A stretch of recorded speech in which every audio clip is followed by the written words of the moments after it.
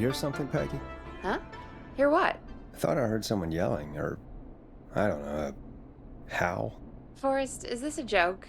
No, I almost swore I heard something. Oh, and here I was thinking you'd finally started to ease up. You probably just heard some cats outside. Cats? You know, 4 legs, whiskers, tails, not dogs. I know what a cat is, but I mean, does Gallows Creek have a stray cat problem or something? Not since the rats moved in. Anyway, you ready to do the pre-flight checks? Seriously? Do we have to do these checks every time? And do you have to call them that? Reggie pays us to check the equipment before each show, and he pays us to call it a pre-flight check. But if you're sure you don't want to... Let's just get started. I know how this goes. Okay, Big Shot. Any technical failures tonight are on your head. Now, let's get the show started. After your introduction, our first segment is Guess That Scream. I thought that was a joke. Nope, and don't blame me for this one. It's Reggie all the way, and he demands we do it tonight. Okay, you're live in 3, 2... 189.16. Good evening, Gallows Creek. This is your host, Forrest Nash, and you're listening to 189.16, The Scream. Before we start taking your calls tonight on Gallows Creek's only late-night phone-in talk show, I need to let you know about a special competition we have for you this evening. Guess That Scream. This is actually one of the station manager's better ideas. Here's how it works. I'm gonna play you a scream, then you call and guess that scream. We need you to guess why they're screaming. Did they stub their toe, saw off a finger, or discover the corpse of a loved one? That's good. Now, Forrest, hit them with the tape. We'll play that scream in just a second. Listen close, and then call in to guess that scream. Peggy, what do you mean, play the tape? I used to have a tape guy do that for me. You're not in Chicago anymore, Forrest. Here in Gallows Creek, you get to be your own tape guy. Come on, I gave it to you yesterday. Forrest, you do have the tape right. You knew we were doing this tonight. Peggy, let's be real. Guess that scream is a terrible idea. No, I don't have the tape. It may be a stupid idea, but that doesn't mean it can't be fun. We're going to need a scream tonight, Forrest, and you're the one at the mic, so... I used to go out all across America, and now I'm just screaming into a mic in a backwater town. Jesus. Come on, Forrest, just do it. That's enough dead air already. Just think of a scream and let it rip. Oh, God. Sorry about that. I'm back. Had to step away there for a second. Listen close, and then call in to guess that scream.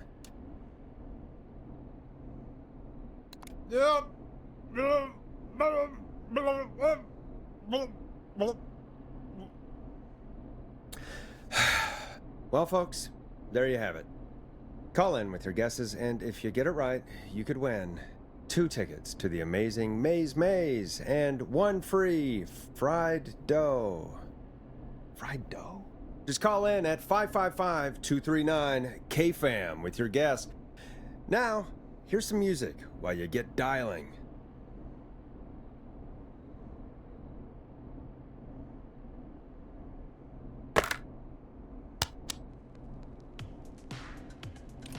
Time to go on the journey that is Blast Processor with their hit song 1980X. Oh, God, Forrest, that was amazing. Thanks. I can't wait to hear what people think that was. How the hell did I get into this mess? Lighten up, Forrest. That's going to be the highlight of my week.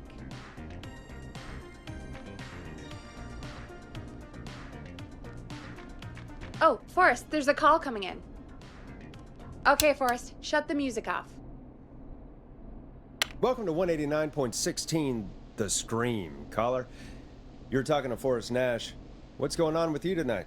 Forrest, Thank God I made it through. My name is Leslie Harper. I'm the 911 operator and police dispatcher for Gallows Creek. Well, Leslie, I guess it must be a slow night for crime if you've got time to call in. What can we do for you? Slow night? Forrest, I found a body. I need help. Forrest, I recognize her voice. I'm pretty sure that actually is our 911 operator. I think this is real. Peggy, I'm not gonna be happy if this is a prank. I don't do prank segments on my shows. It's in my contract. Forrest, I really don't think this is a prank. Leslie, if you're telling the truth, you should report this to the sheriff. What was his name? Sheriff Andrews or whatever? I'm at the sheriff's office right now. Wait, what? Sheriff Matthews is dead. What? Sheriff Matthews is dead? I couldn't get any response from the department. That's never happened before, so I came to the station and I found him. Oh, God, poor Sheriff Matthews. Do you know what happened to him? Someone got him. Someone got up very close and I really don't want to say what they did to him. Did he fight back? I don't know. I think he tried. He's surrounded by bullet casings. I think he tried to shoot at whoever it was, but... Well, is anyone else at the station? Anyone who can help you? Or who might be responsible? No, I checked everywhere. Deputy Martinez is here, but she's knocked out, tied up, and locked in a holding cell. I called you right after I found her. God. Wait. Please don't tell me that this hick town only has 2 cops. Don't be ridiculous. We have 3, but Officer Gunderson is on leave in Cancun. Leslie, do you have any idea who could have done this? Not a clue. I didn't see anything on my way over. Leslie, you need to call over to Henderson or Quiet Ridge. They need to send someone over from their department. I tried, but I can't call anything but local numbers. Something's wrong. I'll have to go there myself, let them know what's going on, and bring help back with me. But if you leave while there's a murderer on the loose, who's gonna man the emergency line? That's why I called. Forrest, I've routed all 911 calls to come in to you.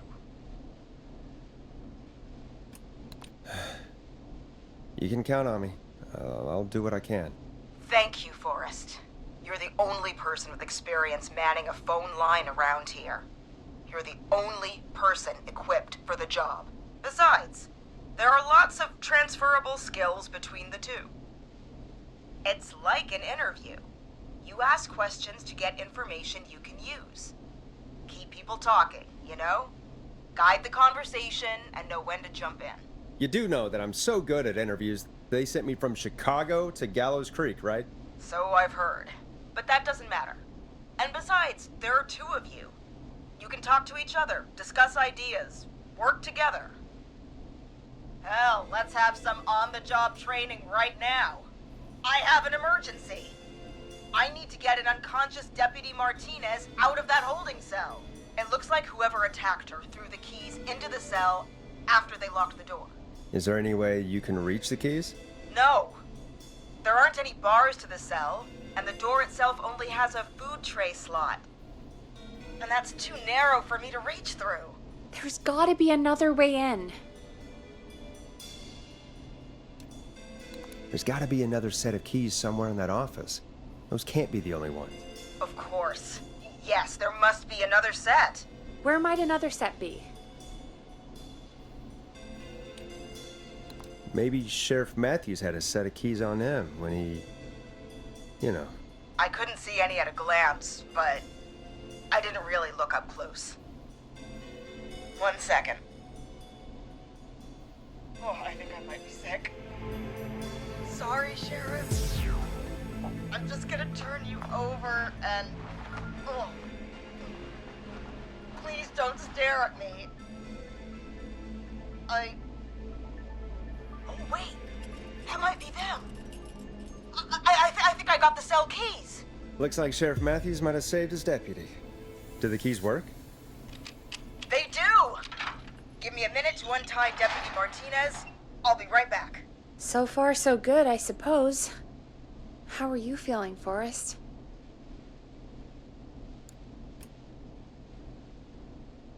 Yeah, that seemed to go okay. Maybe Leslie was right. Maybe we can handle this 911 business. That's the spirit, Forrest. I think you're right.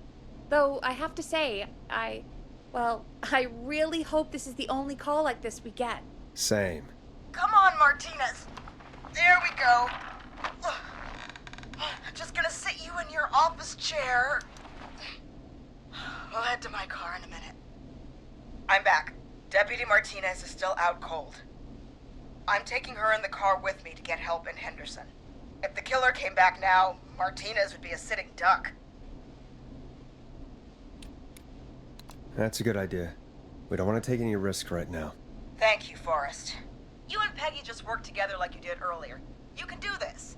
Now I'll be back as soon as I...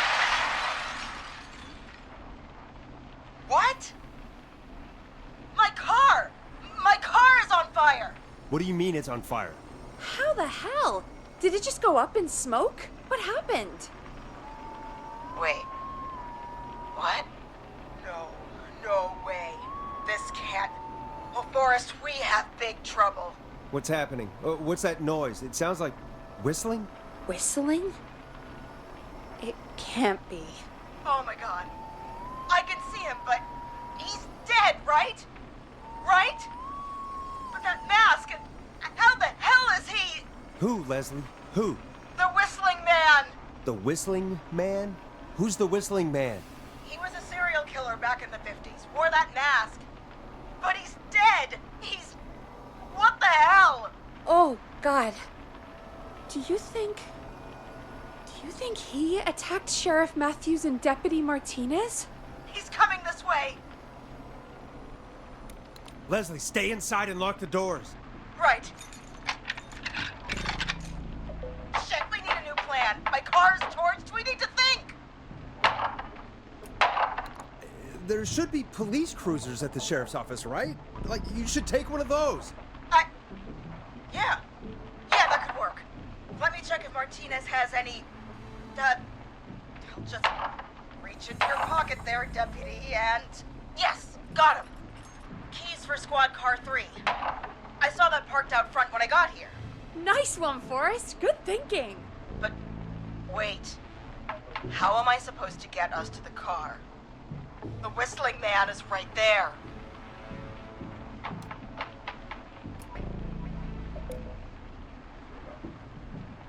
Deputy Martinez surely carries a gun, right? Could you use that? Deputy Martinez's gun is missing. I guess the Whistling Man must have done something with it. The sheriff must have a gun, right? Can you see it? There was a gun next to him. Let me grab it.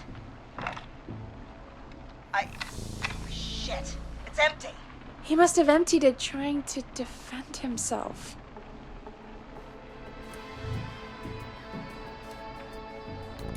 There must be a weapon lockup in the station, right? Could you grab something from there? I saw it earlier, but as you might have guessed, it was locked. But maybe one of these keys I got earlier will help. Let me see. No. Shit! None of the keys work. Are there any other weapons lying around that you could use? I didn't see anything earlier. Let me check Deputy Martinez's belt.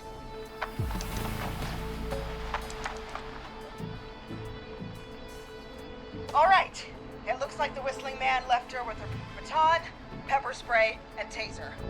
I can only hold one if I'm carrying Deputy Martinez. Which should I take? I mean, it's gotta be the taser, right? Got it. I'm just going to grab Deputy Martinez and then... Wait. Do you hear that? No, I can't hear anything. Exactly. It's gone quiet. No more knocking. Be careful. I don't like it. Me neither. But it's an opening, and I've got to take it. Okay, Deputy Martinez, if you can hear me, it's time to move. Just lean on me. Yep. There you go. Are you sure about this, Leslie? No time like the present, right? So, here we go. Again, you're hooked into dispatch now. so I should be able to radio you when I reach the car. If I reach it. Speak to you soon. Well, good luck. This is the part where the killer comes out of nowhere, isn't it? You know, I've got to say, this really wasn't what I expected when I came into work today. Well, they always say you have to be ready for everything in live radio.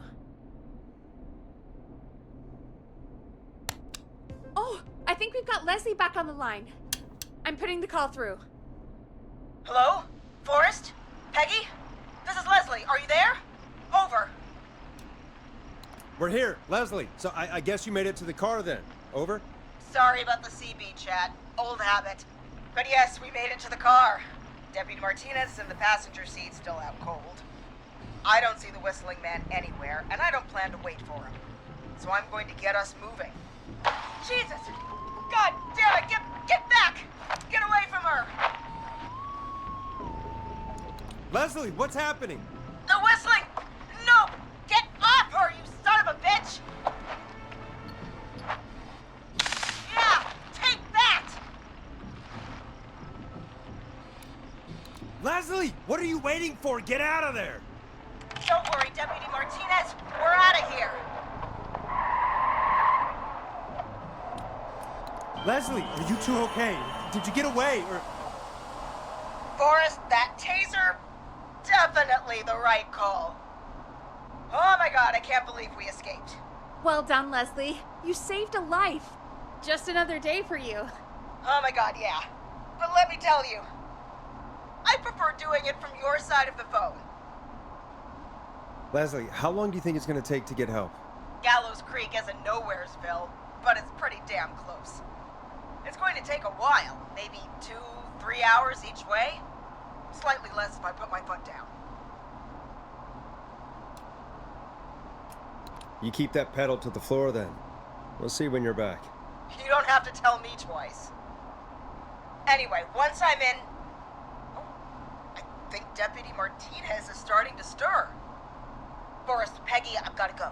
I'll be out of range soon, but I'll radio back as soon as I can once I got the cavalry. Take care, Leslie. Be safe out there. Good luck, Leslie. Feel better soon, Deputy Martinez.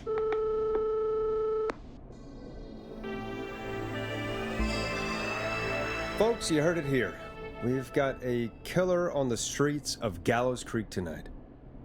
Please make sure to stay safe. And Leslie, we're counting on you. We're going to get back to the show meanwhile. If you have anything on your mind or have any information about this Whistling Man character, then give us a call. We'll talk here on 189.16, The Scream. For now, here's another hit record for you all to enjoy. This is not what I signed up for, Peggy. This is actually insane. Did she really say it's going to take her 4 hours? This guy's going to kill half the town in 4 hours. Forrest, that's not helpful. I know, I just... Who is this Whistling Man character anyway? He was a serial killer back in the 50s. Edward Marshall Mooney. Went around in a freaky mask, whistling, and killed about 12 folks in Gallows Creek. No reason for it. No motive. He just did. Okay. What happened to him? Well, police chased him up to Ellis Point one night. We call it Whistling Point now. And it was on this night actually. The police cornered him and he jumped into the river.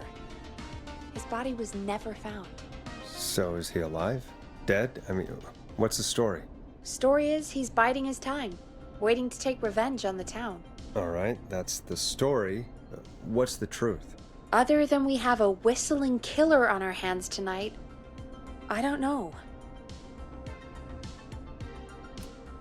I guess we'll find out what we're dealing with, whether we like it or not. I guess so. At least we got the word out, I guess. What kind of listening figures do we get at this time? On a Thursday after midnight? Could be around 35? 35. Isn't 3,500? Huh. I didn't realize Gallows Creek was that large. No, 35 people. At best.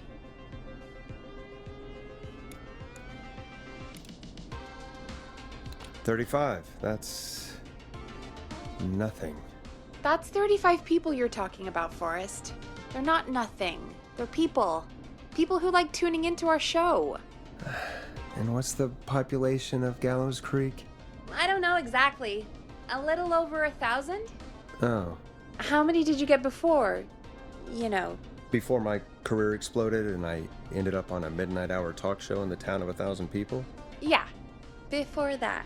Around 5 for most shows on the low end.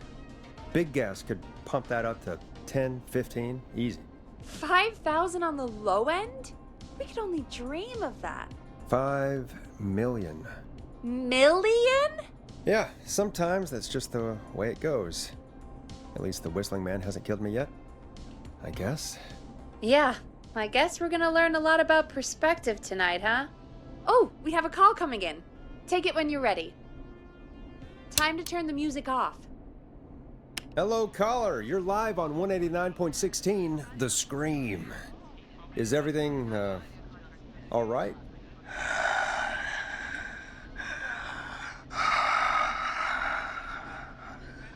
Okay, who is this? Are you, hello? Hello?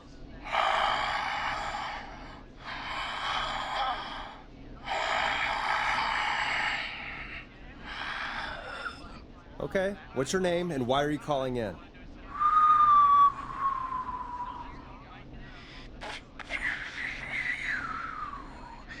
You know my name. I've come back from the dead to kill again. No one's safe.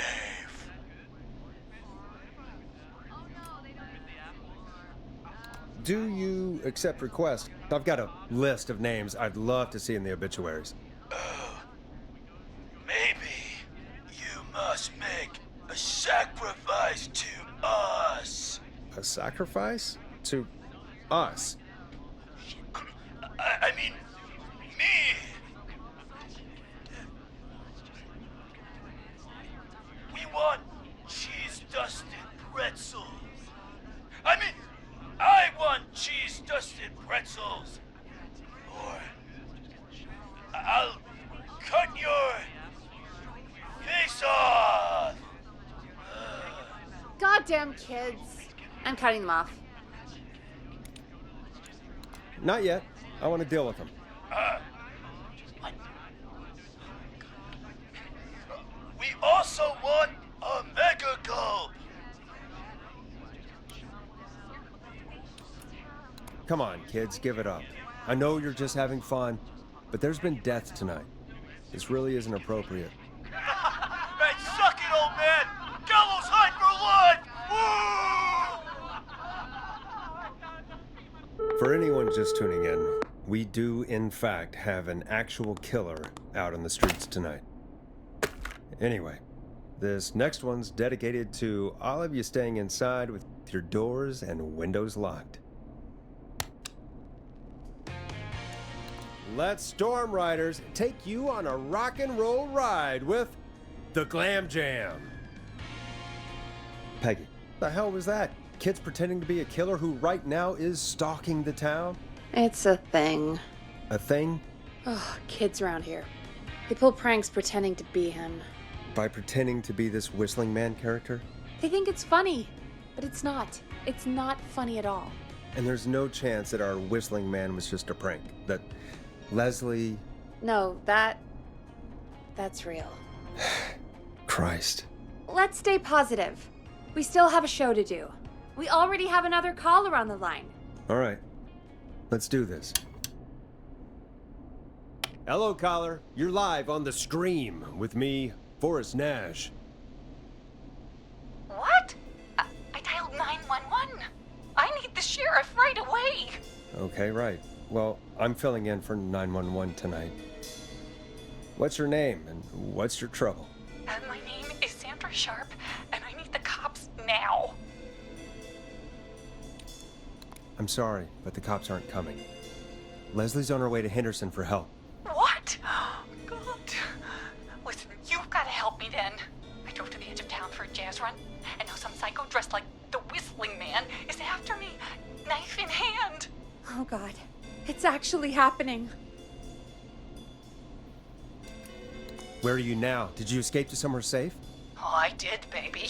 I jazz ran all the way to my car in nothing flat. But I dropped my keys somewhere along the way. I never locked the door, at least I've got a place to hide, but I can't get moving.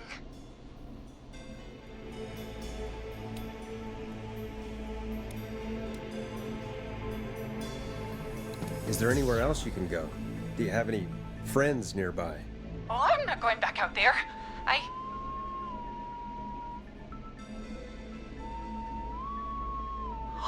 Oh, shoot. Oh, he's back. Look, I don't know a thing about cars, but I gotta start this engine without the keys, and you're gonna have to help me. Wait, I don't... If it helps, I've got a toolkit buried beneath my spare sweatbands. I'll call you back when I find it. You're listening to 189.16, The Scream. Hosted by me, Forrest Nash, your friendly neighborhood radio host, mechanic, and savior. Sit tight while the record spins, folks. This one goes out to you, Sandra. It's David Scopo with Moonlight. Doesn't the station have a show about cars? The Tamora twins or something? Timberline twins talk motors. Yeah. You know they're not even brothers. Really? They look the same, though. I know, but they're not even related. It's weird. I asked them about it once, and they got really sweaty and defensive. Anyway, go see what you can find. The offices are out the door and down the hall.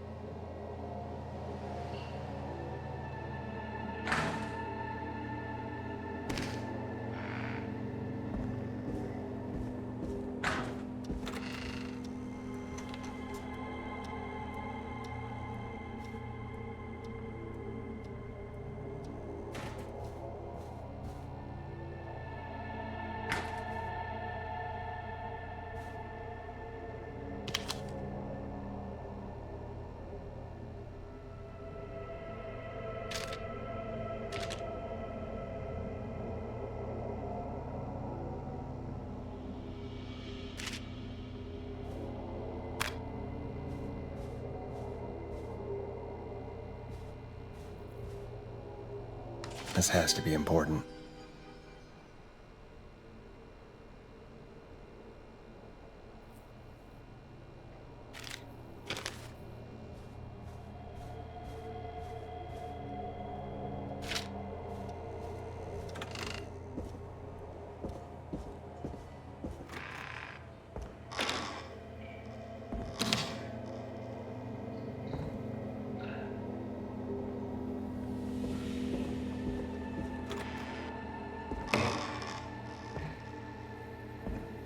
This looks useful.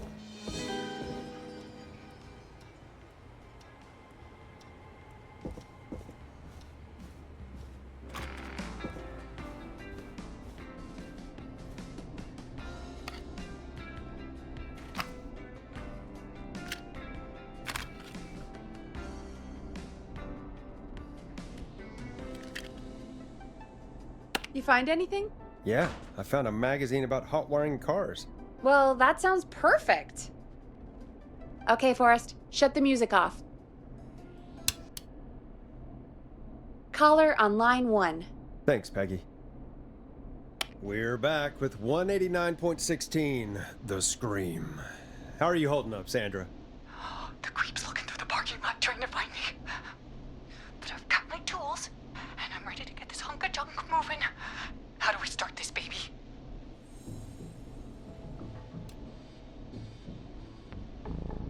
Put the screwdriver in the ignition and twist clockwise. Here goes, baby. Screwdriver's too fat to fit. What next?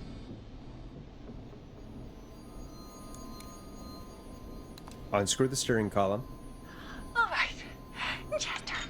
Just turn. 1, 2, 1, 2. Oh, God. How long are these screws? Okay. Cover's off. Okay. There's a bunch of wires down here all paired up and... Oh, God, my heart is pumping. Tell me exactly what you see. Okay, I can do this. There's a red wire, a blue wire, a yellow wire, a green wire, and a brown wire.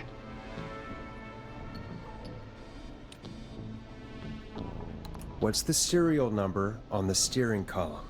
The number is 576-894-320.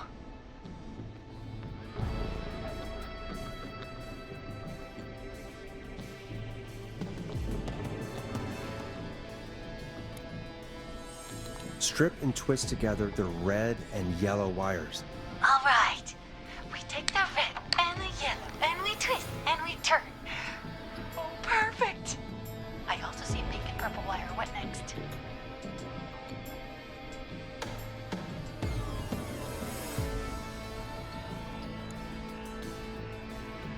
Strip the purple wire and brush against the twisted wires.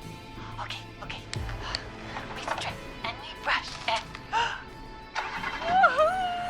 Energize that body! Fantastic work, baby! Anytime you want to come down to the jazz studio, you get in for free! I almost can't believe it, but we did it! Nice work, Forrest. I bet Sandra is positively jazzed that you answered her call. You bet I am, baby!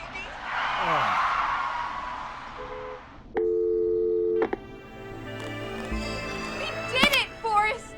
We sure did! Here comes another hit track that we're excited to share with you. And remember, if you're also having car troubles, then tune in to Timberline Twins Talk Motors here on 189.16, Monday to Friday at 5. Take it away, Forrest. Hope you enjoy this one as much as I do. I still can't believe this is happening. Right? Like Gallows Creek didn't already have enough to worry about? What do you mean? Gallows Creek is a miserable place to live. Really? Miserable? It's nothing personal, Peggy, but it's not Chicago. Or, hell, it's not really anywhere. Well, I like it here. People are polite and,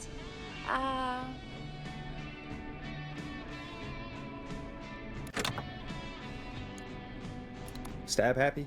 Don't be awful, Forrest. Come on, there must be something you like about this place. I guess some folks have been okay. You're not terrible. After a while. Not terrible after a while? High praise coming from Forrest Nash. You know what I mean, Peggy. I do. It's Forrest Nash for I think you're swell. Anyway, I hope the killer is done for the night, and that Leslie gets back soon. Me too. Can we at least call off that stupid Guess the Scream contest now? Yeah, that'd probably be a good idea.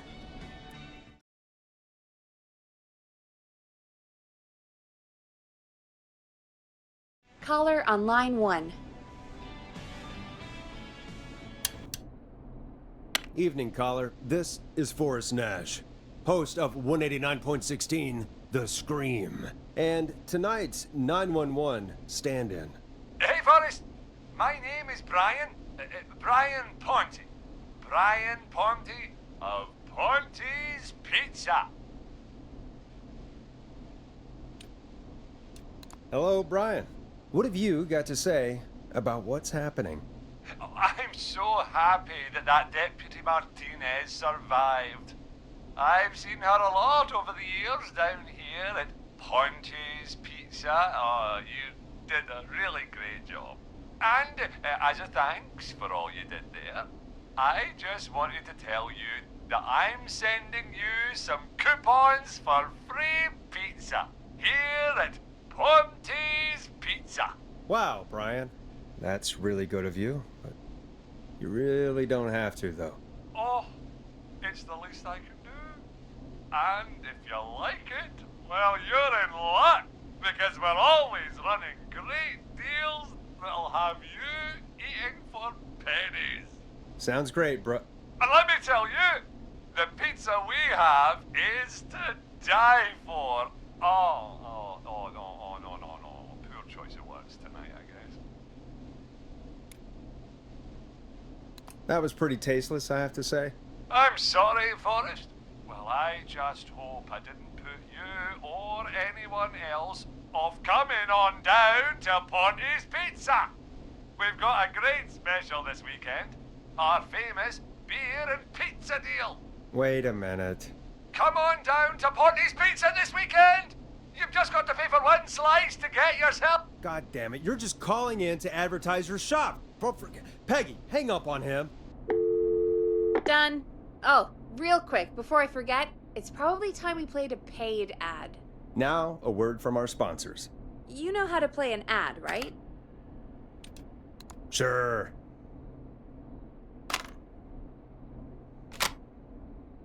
Done.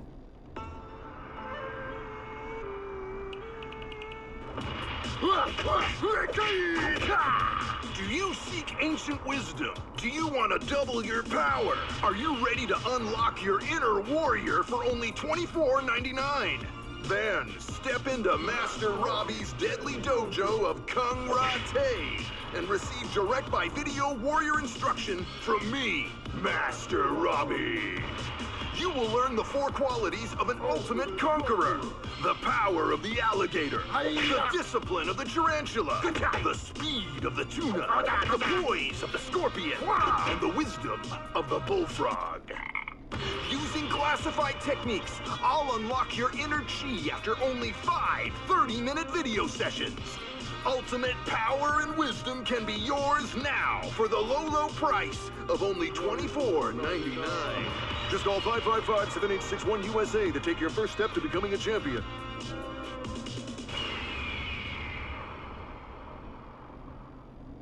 Never forget the element of surprise! If you buy today, you'll receive 2 additional VHS tapes, the tornado technique and karate lovemaking.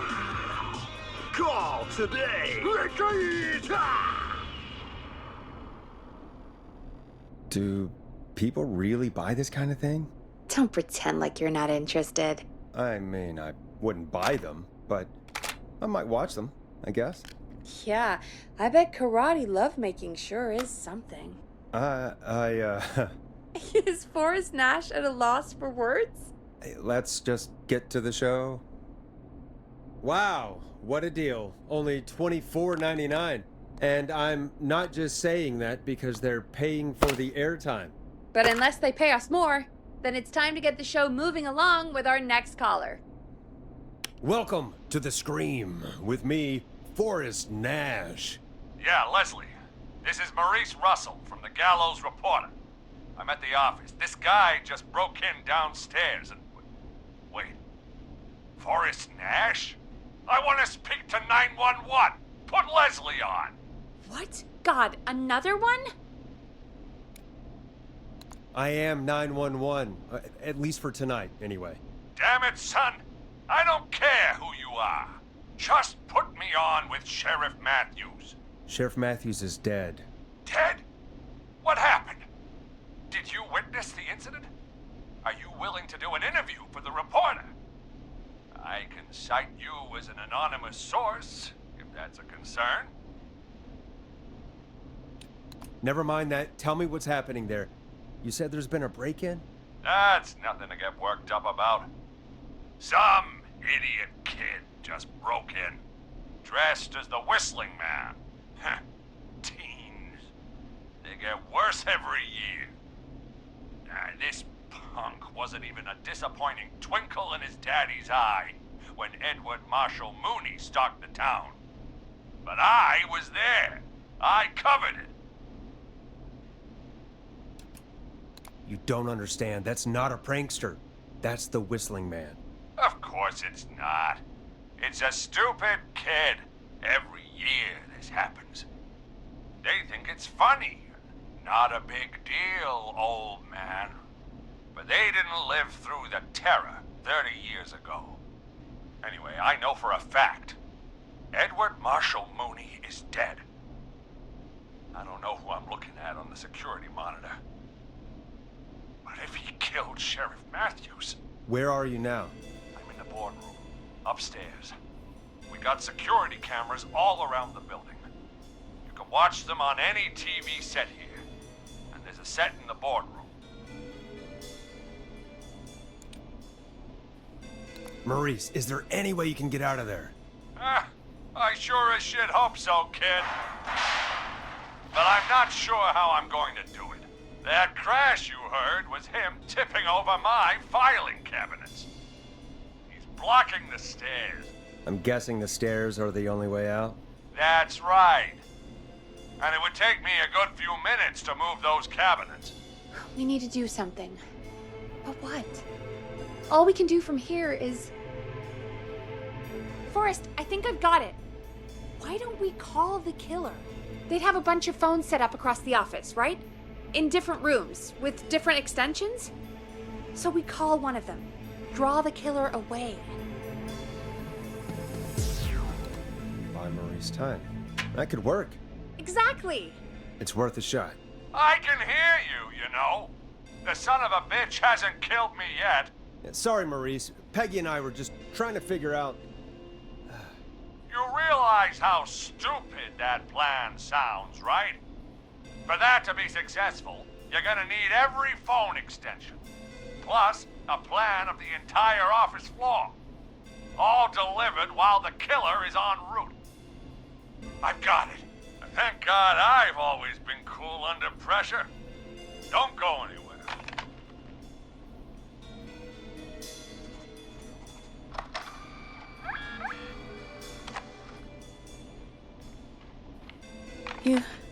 You don't think the killer got him, do you?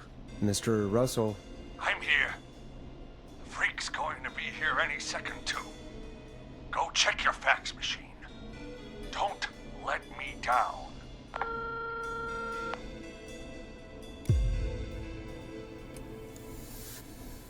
I'll go pick up that map then. Go, Forrest!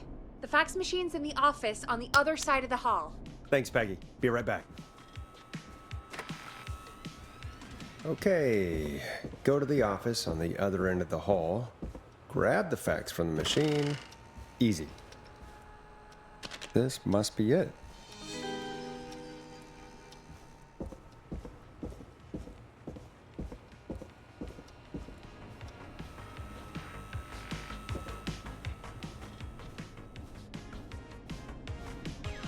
Hey, did you get the fax?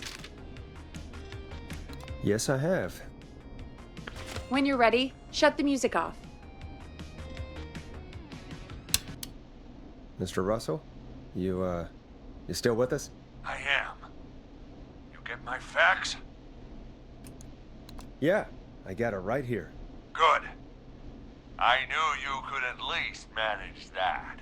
Okay, folks, we're back on the line with Maurice. Let's see if we can help him avoid the Whistling Man. Here's the situation. The Whistling Man searched every room in the hall leading up to the boardroom. And now, he's in the office next door. It's now or never. This plan of yours better work. I'm ready on my end, Forrest. Again, we want to draw the killer away by dialing an extension number, and then move Maurice somewhere safe. So, what extension should I call?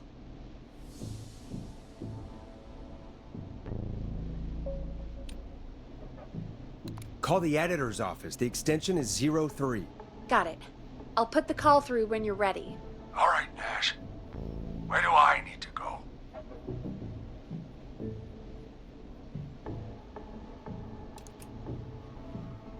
you're moving to the kitchen.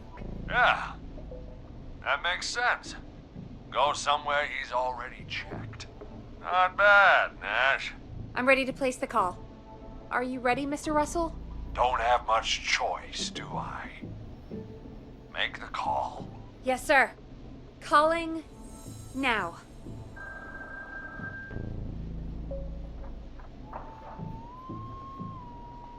I can't believe it! He's actually heading to my office! It was all Peggy's idea. Credit goes to her. Don't mention it. The coast is clear. I'm shutting off the TV so he won't see me on the security cameras. Then, making my move. I'll call when I get there. Do you think he'll make it okay? I'm sure he'll be fine. But now, what do? We gotta find some way for him to get past that barricade. What do you mean? I don't think calling the Whistling Man is gonna buy Maurice enough time to move those cabinets. We gotta think of something else. Yeah. Maybe we could... Oh! Call incoming. You ready? Ready as I'll ever be. Put him through. Alrighty. Mr. Russell, are you there? I am. I don't think he saw me. I gotta give you credit for that, but I'm not out of the woods yet. Right. Let's review where we are. So, the only way out is by the stairs, which the Whistling Man has blocked with furniture. Exactly. I can move the furniture out of the way, but not quickly or quietly. Could you lock him in a room? That'd probably buy you time enough, right? Maybe. But the damn fire regulations say every door in the office has to unlock from the inside. He'd be able to get out just as soon as... Wait. No. I got it. The secret archive through my office, where we keep our most sensitive records. Ooh, a secret archive? Reggie would love that. What have you got back there? Juicy secrets about outer space? Ah, I didn't know you were into conspiracies, Peggy.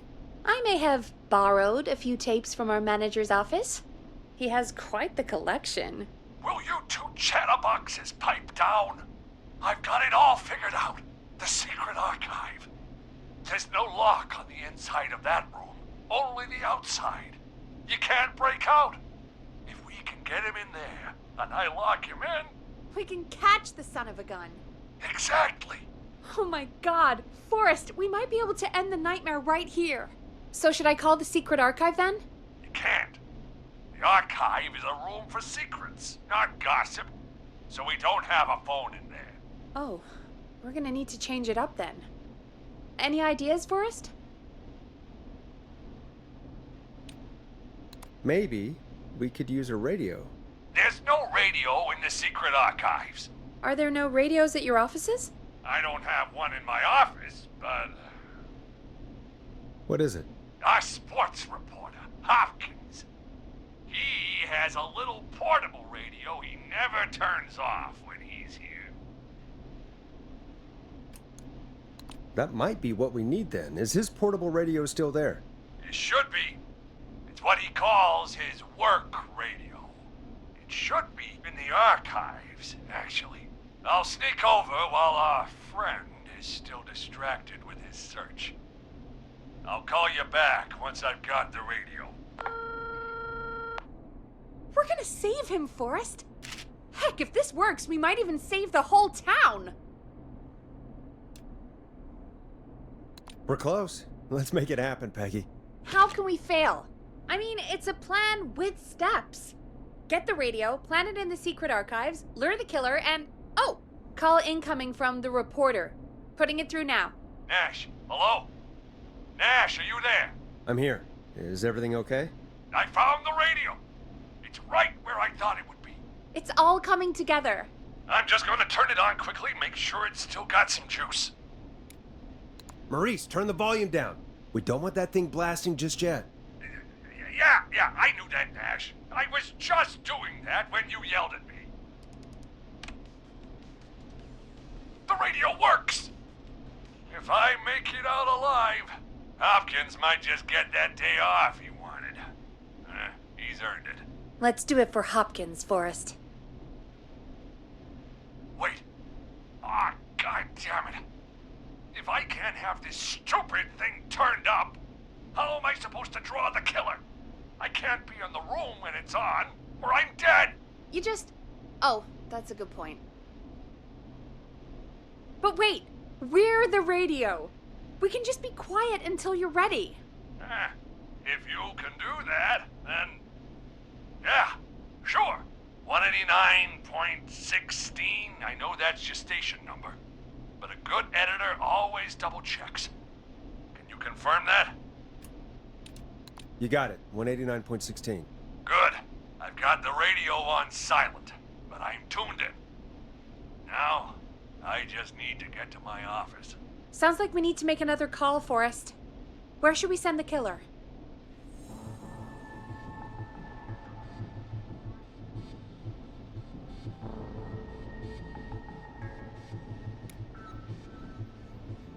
Call the boardroom. The extension is 04.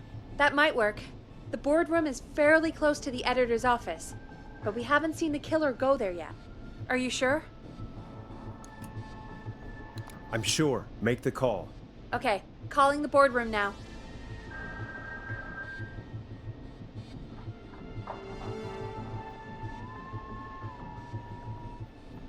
He's on the move. I'll call you guys from my office in a second. Looks like we're almost through this nightmare. Any idea what you'll say to draw the killer in?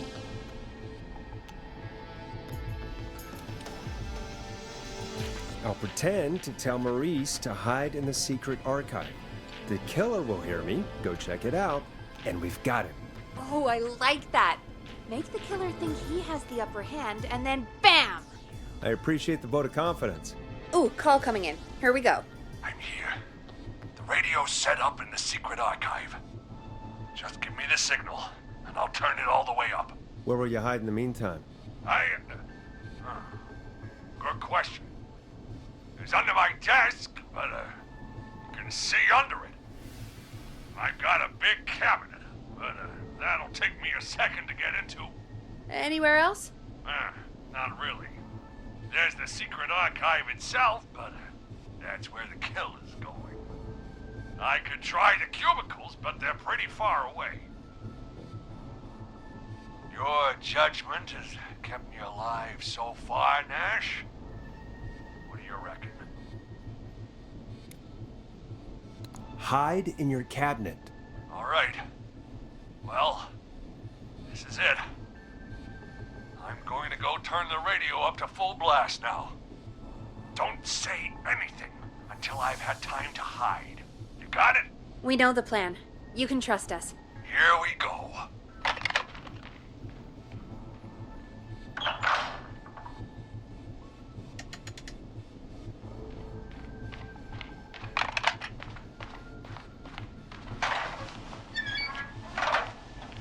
I think it should be safe now, Forrest.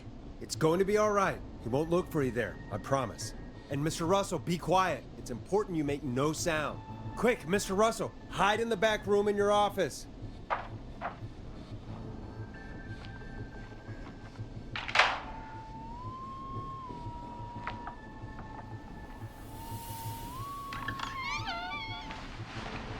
Listeners, this is Forrest Nash of 189.16, The Scream. And if you've just tuned in, See you in hell, kid! we've just locked up the Whistling Man. Forrest, you beautiful bastard! I can't believe that actually worked! If I'm being honest, I can't believe it either. Thank God it's over. I'll be off now. Gotta get out of here. Write up a few notes. Call a few friends. I'd feel safer waiting for the cops to come grab this freak with some company. Hey, maybe you and me could do an interview tomorrow for the Gallows Reporter. I'll think about it. Let's see what tomorrow brings. I'll take that as a yes. Talk to you soon. There we are, folks. The Whistling Man is locked up. Let's all take a deep breath. And play some killer tunes. Enjoy this classic by Smooth. It's their hit song, The Word. Looks like the night should be pretty easy from here on out. Right? Thank God that's over. I guess we got some downtime now. I could ask you some questions to kill the time? You're gonna interview me. You sure about that? You're not so scary. Besides, we've been working together like a week now, and you're still all shrouded in mystery. Did it occur to you that maybe I like being a mystery? Too bad. Question 1. Tell me about your family. What? Come on, Peggy, that's too general. Okay.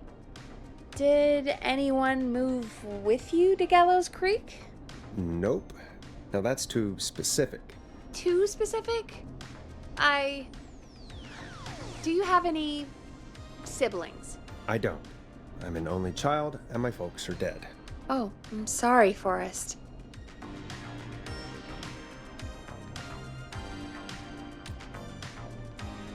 It's okay, Peggy. That's how it goes. Anyway, what about you? Any siblings? Your mom and pop still around? I thought I was asking the questions. You are. I'm just making conversation now. Oh. Well, my folks went the same way as yours.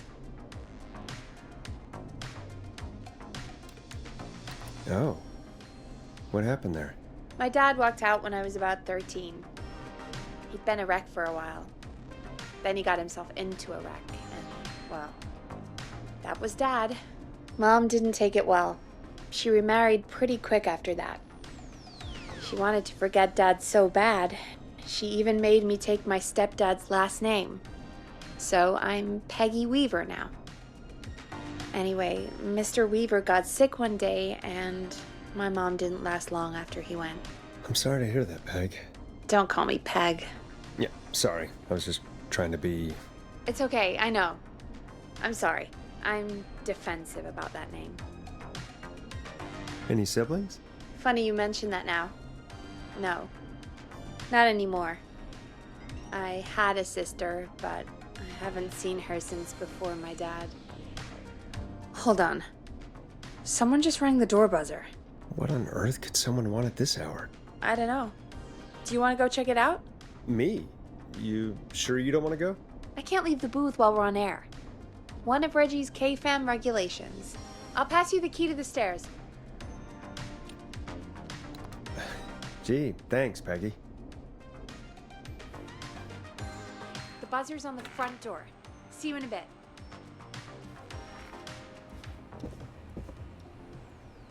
Okay, down to the first floor, then check the door.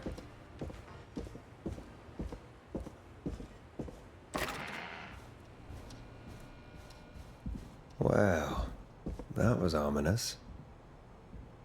A tape. Play on air.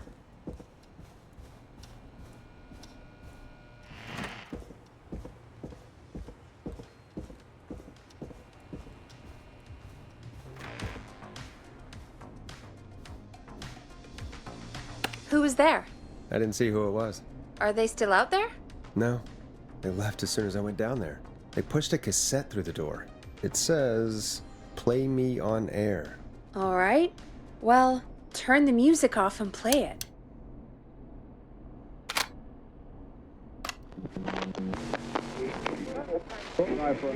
Hello, Gallows Creek. Time to Pay the price. Time to pay for lives.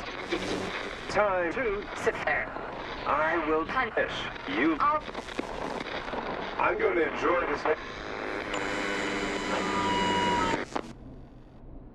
I did not enjoy that. What the hell was that? Oh, Forrest, we're still on air. Say something. That, wasn't the ad tape we meant to play. Sorry, folks. It won't happen again. Maurice locked the killer up. I know.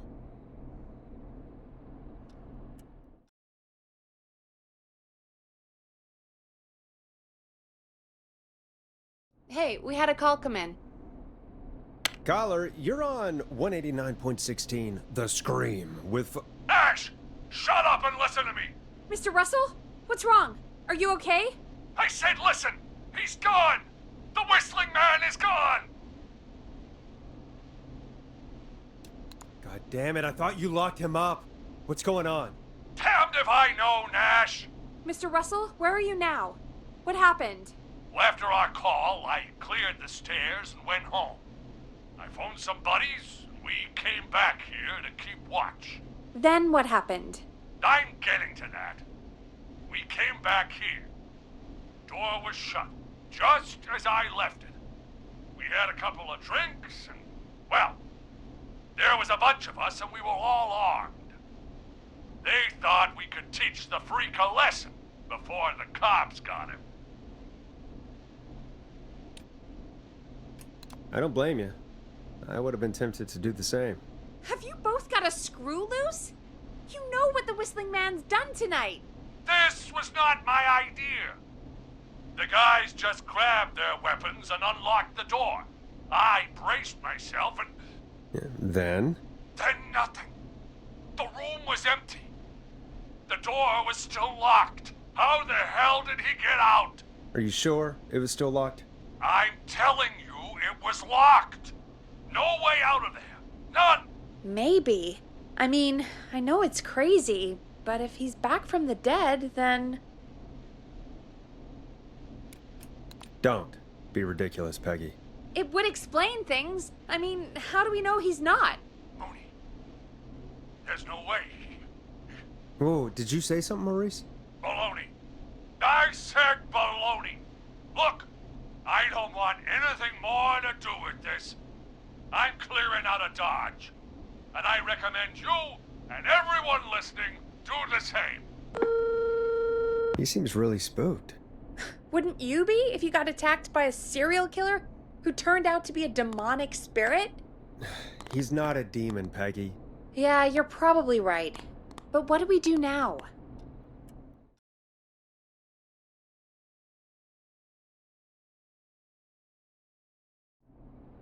Thank you again, Mrs. Mackenzie, for the helpful tip. The bagger at the grocery store cannot whistle. We'll remove her from the suspect list. Let's go to a break. I need you for a second. All right, folks. We need to take a quick break. This one's for all those folks out there keeping the hatches battened. Listen in to this next track from Late Night Lurkers, if you dare. All right, Peggy, what's up? I pushed a cassette under my door. Go play it.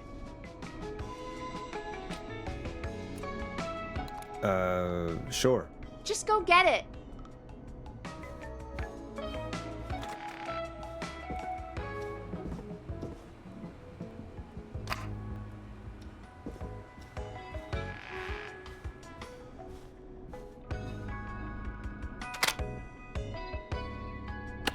All right, I've got it. Did we forget an ad or something? I don't know. It was buried in my work mail. I only just saw it. See what it says. Play me ASAP, off air. That's Reggie's handwriting. And he wrote it in purple. And? Purple is Reggie's angry color. He only writes in purple when he's really pissed off.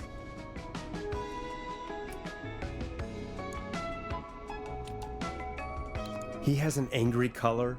Oh, Forrest, I'll give you the Reggie rundown later. Right now, we need to play that tape. Or try your call again. Straight to voicemail? My God. Are there any professionals at KFAM? This is Gina Franklin. I'm calling because your backwater station has not honored our agreement. We gave you Mr. Snatcher's newest single, the kind of honor you've never had and probably never will again. And we've still not received any information about when you're fitting it into your busy programming. I'll be frank, I didn't want you as part of this debut, but Mr. Snatcher, due to his prior friendship with Mr. Nash... Prior and current friendship, Gina. Forrest, mate, you alright? Don't worry about Gina, you know how she is. But yeah, can't wait for you to hear the new single, man. I think Final Breath is my best work yet. I really hope you and your listeners like it. And man, if you ever find your way this side of the pond, let me know. We'll have to catch up. If Final Breath isn't played on your airwaves by the end of Mr. Nash's show tonight, the next call will be much less friendly. That was Roddy Snatcher, Forrest. You know, Roddy Snatcher? Yeah, Roddy and I are old friends. I love Roddy. I Will Always Find You was my song. I wish we still had it in rotation. Oh my god, I can't believe you know Roddy Snatcher. And I can't believe you didn't tell me he sent you his new single. We have to play Final Breath. Where is it? I don't know. They mailed it to K-Fam, not to me. Then it's gotta be downstairs at reception. Man, I can't believe Barbara didn't say anything. I mean, well, if that fiasco last Friday about the missing Knife and Easy track is any indication, folks at K-Fam aren't against hoarding station music for personal use. I think we're still missing a few tracks, actually. Well, go get Roddy's song before Gina sues the pants off us.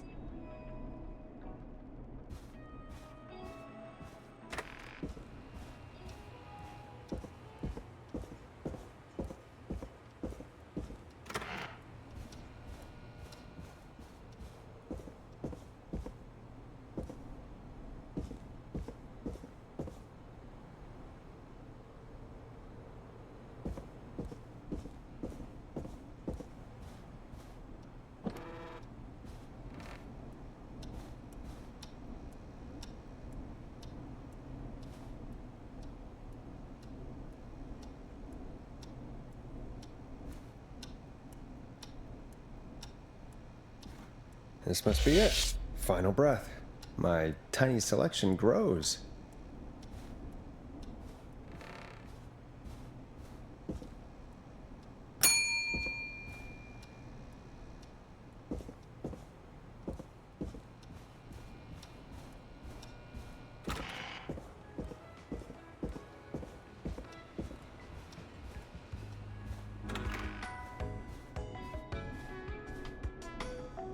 Hey, did you get it? Got it. Let's get this on the air. Gallows Creek. I'm pleased to say we're in for a much-needed treat. Up next, courtesy of the British sensation himself, is a track you won't hear everywhere. Here's Final Breath by Roddy Snatcher.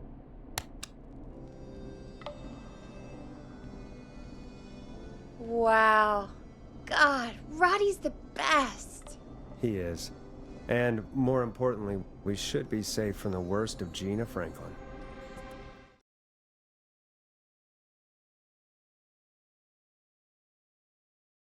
And I think that's every time I've seen him live. Peggy, you just talked through the whole song. Oh, whoops. It's okay. I can just play it on loop later. Oh, shoot. I just noticed we have a caller waiting. I really hope it's nothing serious. Evening, caller. This is Forrest Nash, host of 189.16, The Scream, and tonight's 911 stand-in. This is Murphy! Hello, Murphy. What have you got for us tonight? Two things, Forrest. First, happy birthday to my son, Fernando. He's 3 today, and man, being his daddy has changed my life. I've learned how to live, how to laugh, and most importantly, how to love. Aw, happy birthday, Fernando.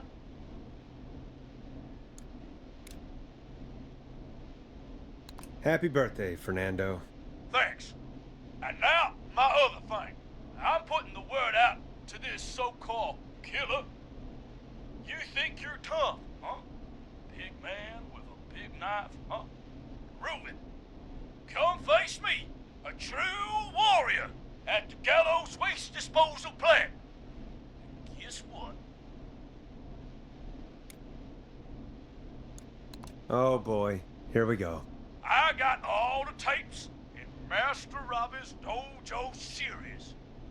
So get ready, Whistling Man. You just let loose the junkyard dog.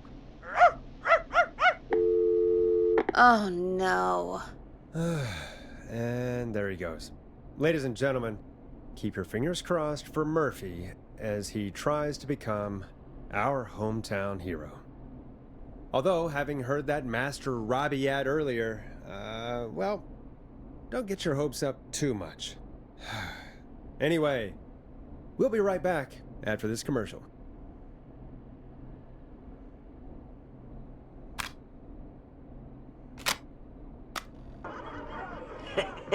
Great party, man. Thanks. Can I grab another beer? Hey, sure thing. Let me grab you one out of the fridge. Oh no, we're out of beer. What am I gonna do? The party is going to be over. Fear not. The Grilling Spree will give you a free 6-pack of beer if Gallus High wins this Tuesday. Say what? That's right. Order a meal deal from us and you'll get a free 6-pack of beer if Gallus High A wins. free 6-pack? Righteous! You heard me.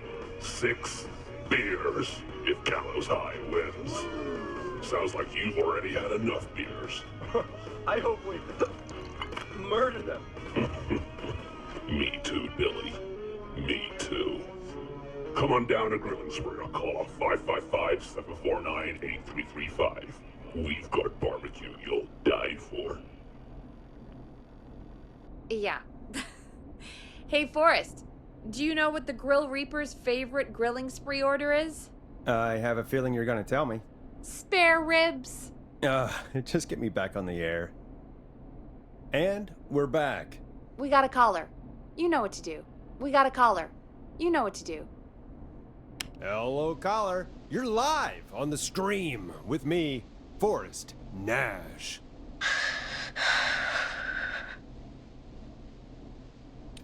Hello? Who is this?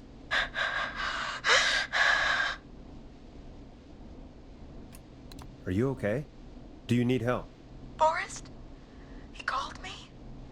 That horrible whistling down the phone. He's coming for me? Jesus. Okay, listen, caller. Don't panic.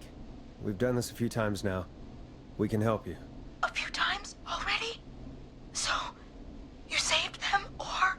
We sure did. You're in safe hands. Okay. Okay.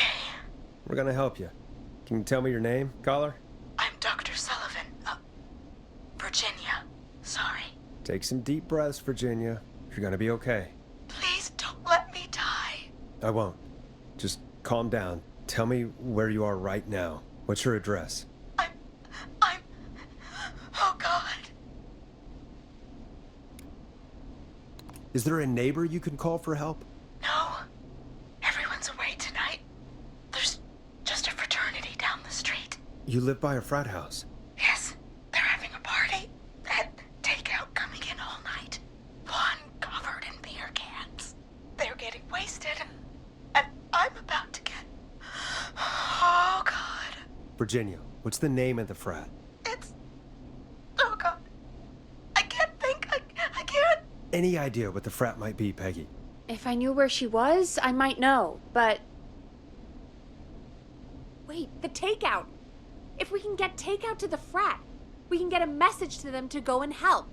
Virginia, who did they order takeout from? I don't know. Don't worry. We'll figure it out. I can't do this. Well, folks, seems like our Virginia hung up. While we try to figure out what takeout to order, here's some music for your own midnight snacks.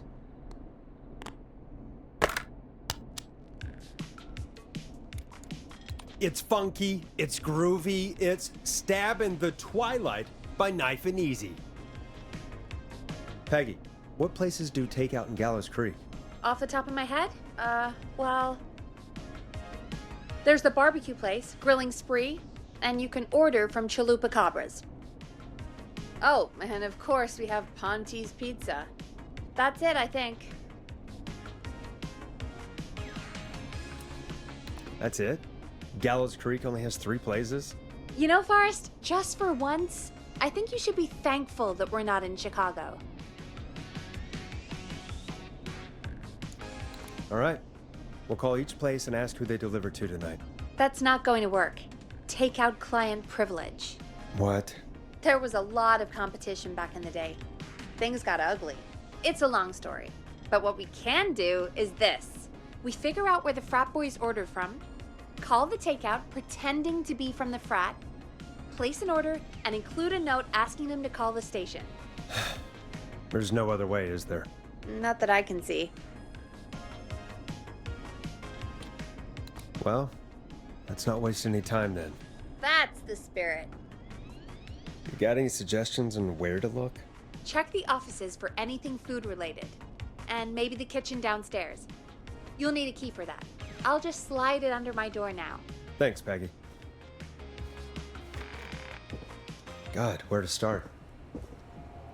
What would make me order from somewhere if I were a partying frat boy?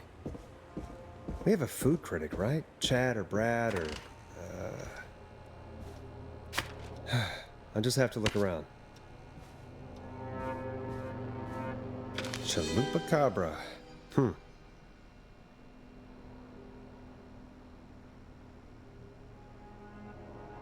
A promotion, huh? Maybe if I find the pizza box.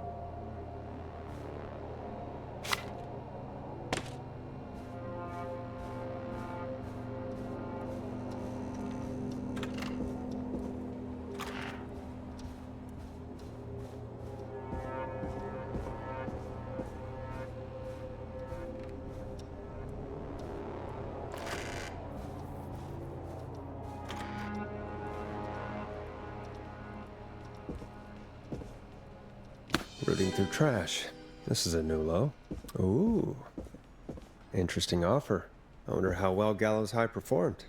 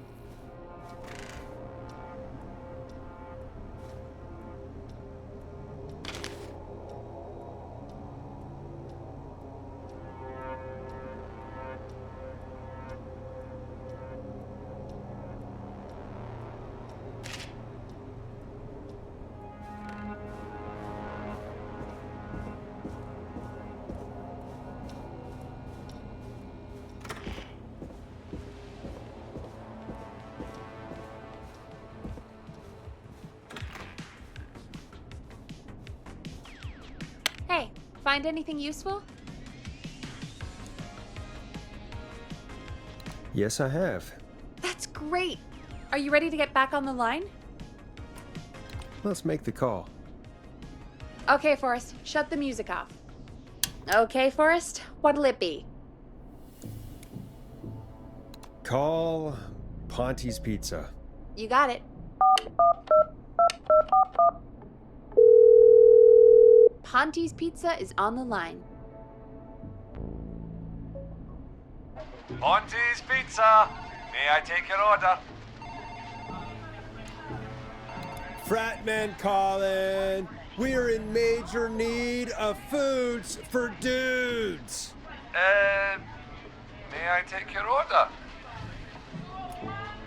I need some garlic bread. I need the bread! Can do. Where do you want that delivered? Same place as before, you know. The frat house. Got it. And we'll have that over to you right away.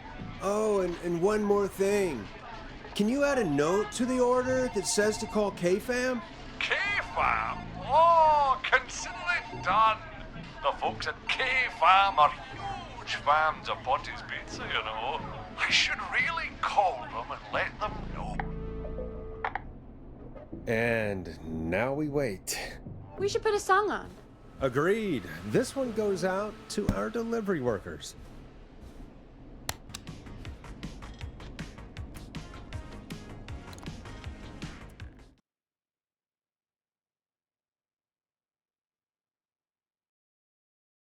Which of the takeout places would you order from? To save Virginia? No, where would you actually eat? Oh, I mean, they're all pretty equal. Sure, but if you had to pick one. All right. Not Ponty. He's not Ponty. Right, so between Grilling Spree and Chalupa Cabras. I mean, it depends. Do I want a plate full of meat? Or do I want really, really good nachos? It can change depending on the day, you know? Yeah, fair enough. Maybe I... Hold that thought, Forrest. We've got a call coming in. Hello, caller. You're live on The Scream with me, Forrest Nash. Hey, this is Fratman Plunker. We got some garlic bread and a note to call this number. Yes. Plunker, this is Forrest Nash from 189.16, The Scream. And... Is this Goose? Oh, man. It's totally you, isn't it, Goose? This is such a Goose prank. No, this is Forrest Nash, host, Sure thing, Goose. Listen, I need you to... Goose, come get beer. Your brothers are waiting for you. I'm not Goose! How can I prove this to you? Let me get a second opinion on this. Norman the Barbarian! What do you think? Great idea. Norman the Barbarian says only the radio man can control it. So, play us the flow. Wait, really? What? The flow? Norman the Barbarian demands it. Okay. I'll play the damn song. Oh, shit. Okay, Radio Man. You got my attention. What is it? Thank God. Listen, you've got to get over to your neighbor's house. All of you. Just... Say no more. Plunker's moving the house. Forrest, line 2. Hello, you're live on 189.16, The Scream. Forrest, it's the killer. He's at the door. Grace. Oh my God, it's you, isn't it? God, I didn't talk, I promise. Whoa! The party has arrived! Oh, thank God. He's gone and... Oh! Oh, is that you, Radio Man? Don't worry, we brought the beer. Good times are here. I could use a drink. Thank you, Forrest. You're welcome, Virginia.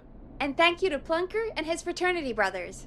Some heroes wear capes, some wear sheets as togas. Hey, Forrest, did you hear what Virginia said earlier? What was that all about? Clive, I didn't talk. Do you know what she meant? There's a janitor here at the station named Clive, but your guess is as good as mine. All right, folks. Seems we may have a lead. If any of you know a suspicious Clive, then please call in. It could save lives. In the meantime, looks like we have another caller. Hello, caller. You're live on the Scream with me, Forrest Nash. It's great to speak with you, Forrest. As a local small business owner, I find this all horrifying. A killer roaming the streets of our fair town? Ooh, terrible. I hear you there. It's a scary time for everyone in Gallows Creek. How are you holding up? You somewhere safe tonight? Yes, Forrest, I am. I'm here at work in my small business. It's a safe, family-friendly place. You sure are up late. I guess you must love the work. Oh, I sure do. You know, we're at it all day, every day. And that includes major holidays we've got coming up, like Halloween, Thanksgiving, and Christmas. Oh, it's my life. You must really, really love your work. Oh, I do. My small business really is my whole world. What's your small business? Oh, well, I'm not really big on promotion, but since you ask, it's Ponte's Pizza! The best and only pizza place in town! Come on down and get yourself a cracking deal on our 2-for-1. God damn it, Ponte, no! No free ads!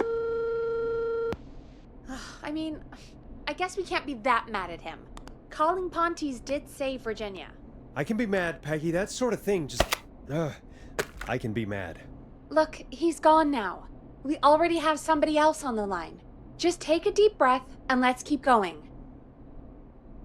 Evening, caller. This is Forrest Nash, host of 189.16, The Scream, and tonight's 911 stand-in. Hi. Hello? Am I on air?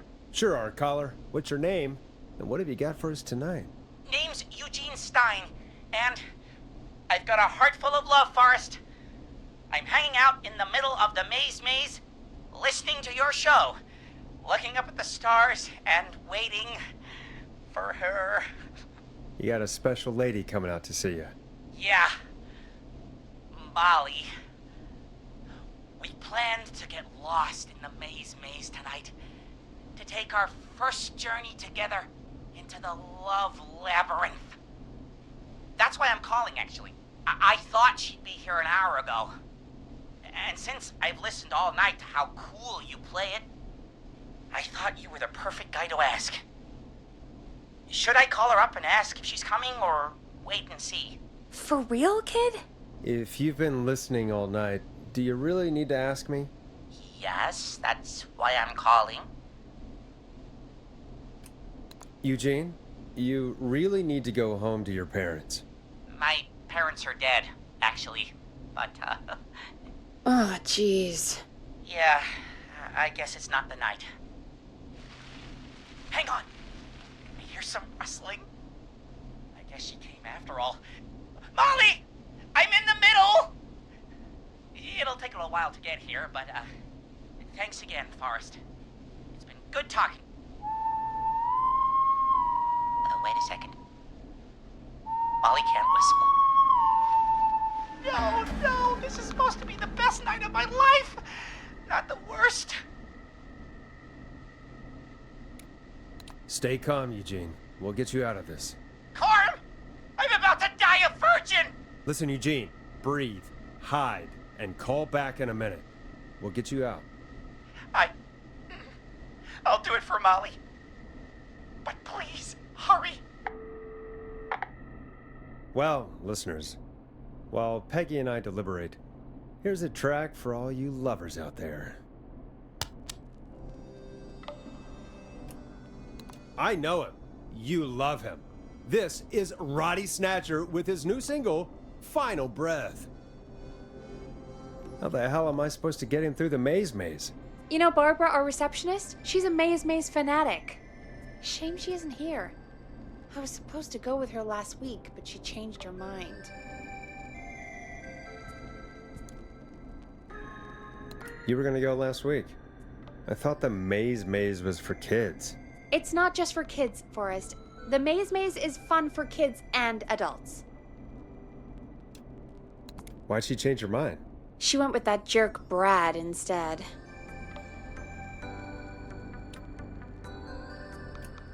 I'm so sorry to hear that, Peggy. It's fine. I'm not the one who had to go out with that jerk Brad after all. Maybe we should call Barbara then? If she's so big on the Maze Maze. We could, but I don't actually know her number. But she probably has Maze Maze stuff somewhere. Go and see what you can find. That'll hopefully be enough. Which one is Barbara again? Barbara! You know, Barbara! Forrest, I've seen you speak to her. Help me out, Peggy. She's the receptionist. Sits at reception. Never does any work because she's talking to Brad all day. Ring any bells? Right, yeah. Sorry, I guess it's just the stress of... No excuses. Just go and find something to help us.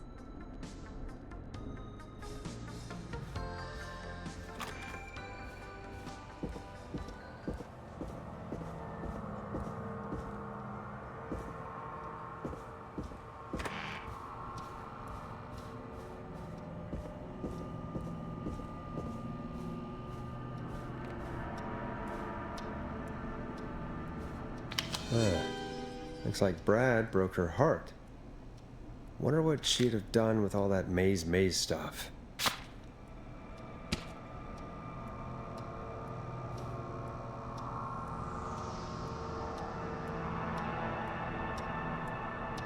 Bingo. Here's what I was looking for.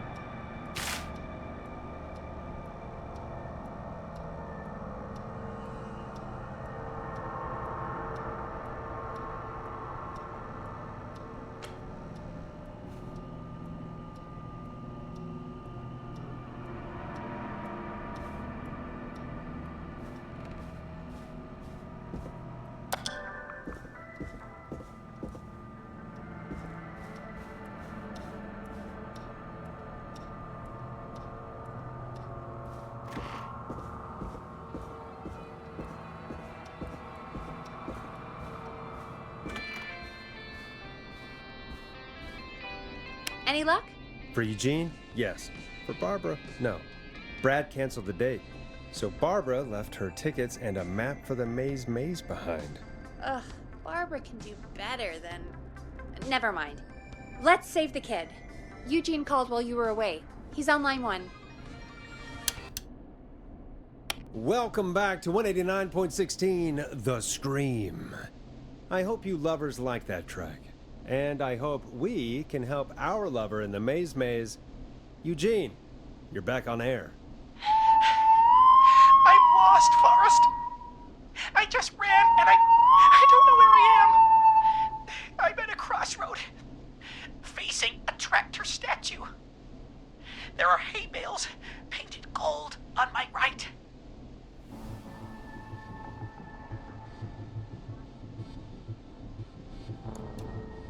Go left.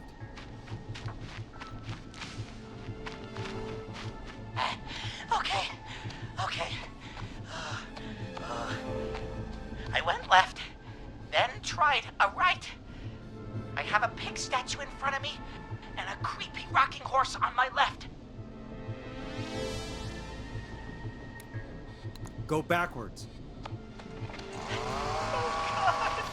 Why didn't I just invite her over? I'm at a crossroads. There's a pitchfork statue up ahead. Which way?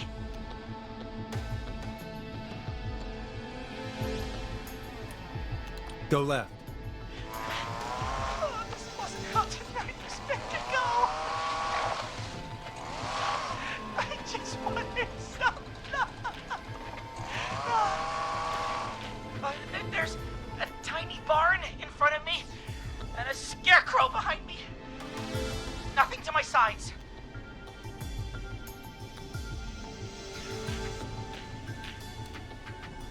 Go right.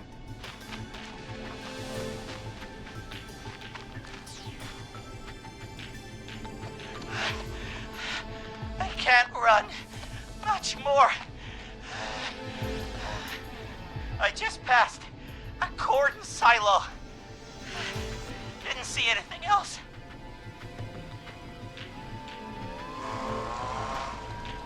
Please. Where do I go?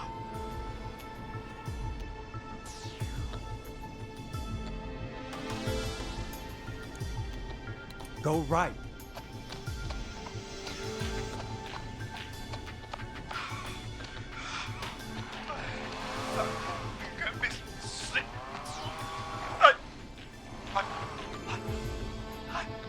I'm out. And my bike's still here. Oh, thank you, Forrest. I love you, Molly! That was tense. I think I held my breath the whole time. I think it went pretty well, all told. I think you're right. By the way, why do you think Molly missed their date? Do you think she's okay? Unfortunately for Eugene, I think she probably never left home.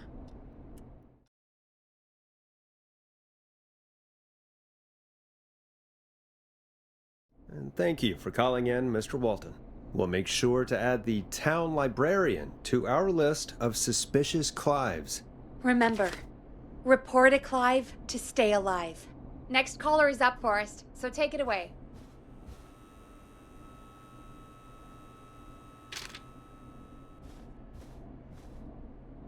Caller, you're through to Forrest Nash on 189.16, The Scream. Hey, wonderful show tonight, Forrest. I don't know about wonderful, but, thanks. What's your name, caller? You can call me Dawn. Could you play my tune, Forrest? Your tune. Sure. Long Ride Home. That old song. Sure, we got it. I think I played it the other day. Thanks. It'll be good to hear it again. All right, folks. Coming up is that old classic. Forrest, I don't think you're gonna find that song. What do you mean? I played it a few nights ago. I know, but, we don't have it anymore. What are you talking about? I threw it away. You threw it in the trash? No, I threw it out the window earlier today. And why did you throw it out the window earlier today? Brad was annoying me all afternoon. He played it on repeat because he knows I don't like it. So I grabbed it and threw it right out of one of the office windows. Not my finest hour, but I can only take so much. For shame, Peggy. For shame. I know. Let's just play a different song. We've got more important things to think about anyway. Gotcha. Okay, folks. Here comes some unrequested music. Sorry about that, Dawn. Maybe try again tomorrow night. Sorry.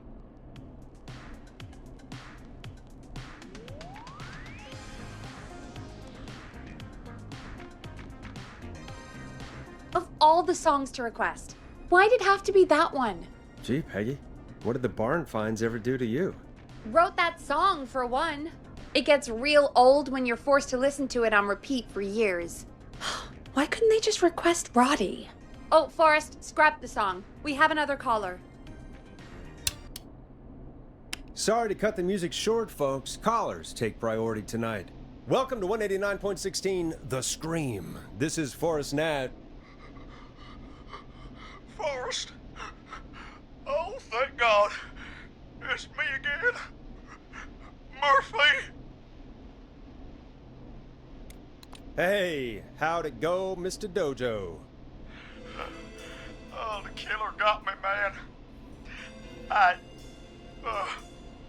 Why did I ever trust a guy named Master Robbie? That's not important right now. Just tell me what happened. Goddamn piece of... He came to the gallows waste disposal plant. beat on me, man. Carry me inside and lock me in a dumpster. I got a flashlight, but... Oh, goddamn. I smell smoke. I think he started a fire. Hold on, Murphy. We'll call for help right now. You gotta hurry, man. I need someone here now or I'm gonna die. Peggy, get the fire department on the line. On it. All right. Now just... Come on, pick up. Hi. Yes, I'd like to report a fire over at the Gallows Waste Disposal Plant. It's an emergency. What do you mean it's not operational? Why is there no backup vehicle? Oh, god damn it! Forrest, that evil son of a bitch slashed the tires on the town's only fire engine. They can't do anything. But I have a few friends who live nearby. Maybe one of them can save Murphy. Where do they live? My friend Alex lives on the corner of Haddonfield and Romero Street, and Catherine lives on the west end of Myers Lane. And there's Jericho on the east end of Myers Lane. But he's old. Really old. Okay, I'll check the map, see who would be best to do this.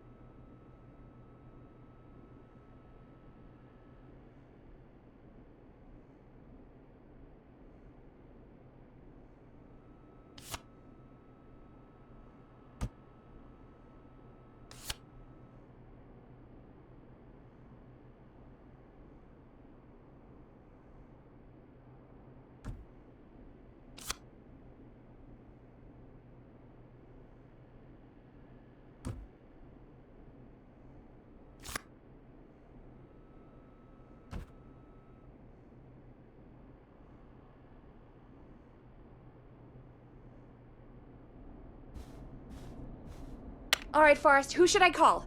Who can help Murphy? Call Catherine. All right, give me a second.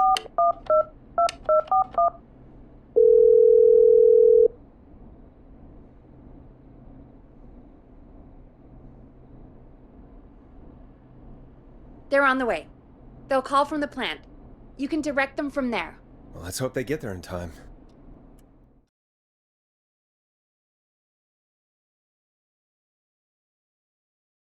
Call coming in. It's Catherine. She and Murphy are now both on the line. Hello, Catherine, are you there? What's happening at the plant? The whole damn thing is up in smoke. God damn it. I'm going in. Oh, my reception is terrible in here. God, my eyes sting.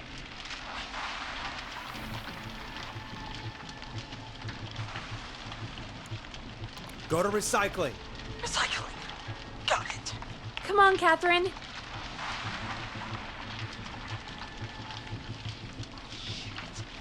plant's up again. I can go shredding or crushing. Which way? Murphy, do you know what part of the plant you're in? I'm in a dumpster, man. What do you want from me? Do you hear anything, Murphy? I hear my heart about to pound out of my chest. Put the receiver up to the lid. Put it up. Catherine, go to the crusher.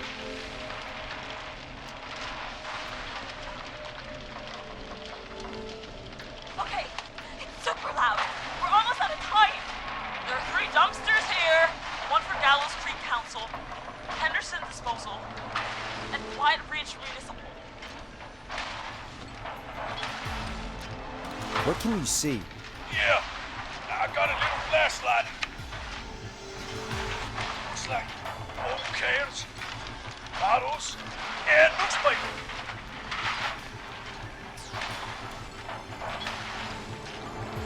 What does it say on the newspaper? It's the Henderson headline. What's that?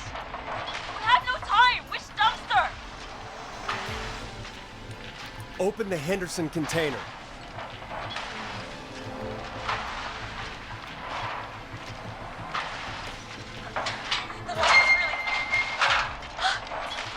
I found him! Thank God! Let's hold ass! It's coming down! Oh, shit!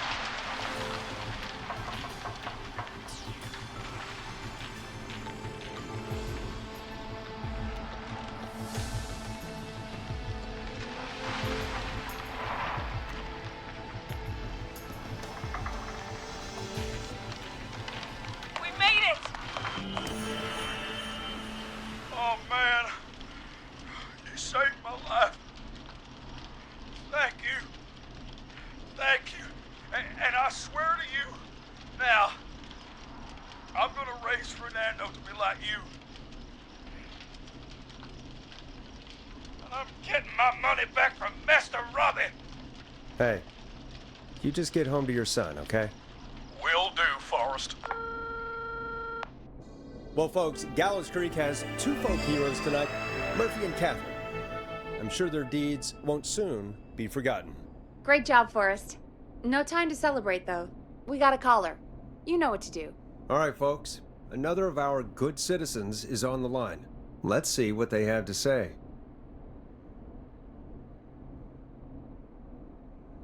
Welcome to 189.16 The Scream, with me, your host, Forrest Nash. Forrest, Teddy Gallows Jr. here. I just want to say that my thoughts and prayers are with my Gallows Creek neighbors during this awful time. Oh, it's mayoral candidate and scion of the town founders, Mr. Gallows. Are you in danger? We need to be a town of law and order.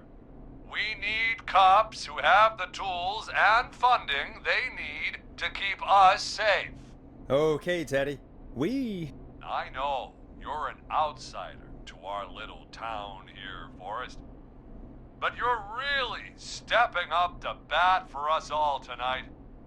I just want to say thank you for taking a swing for Gallows Creek. Jackass.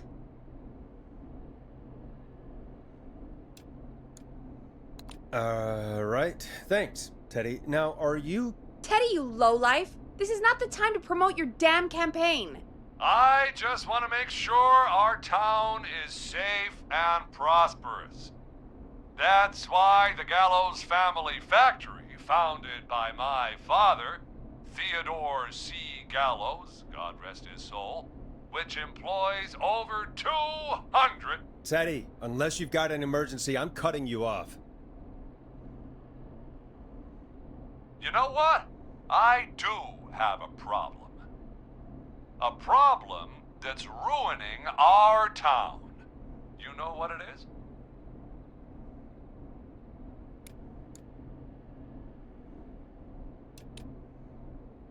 Your family waste plant just burned down, so now we have nowhere to dump our garbage? The problem is that woman, our current mayor, Linda Cartwright. Oh, here we go. She just isn't one of us. Linda Cartwright is un-American, unstable, and... You're not better than anyone, Teddy. Just because you inherited half the town, Your producer sounds a little unstable, too. Don't you dare speak to me that way. Cut him off, Peggy. I can guarantee this kind of thing will not happen when I take office. The moral decay of... And that's enough of Teddy Gallows Jr. for one lifetime. I always feel disgusting after hearing him talk. Just play an ad, Forrest? I need a minute. We'll be right back after these messages.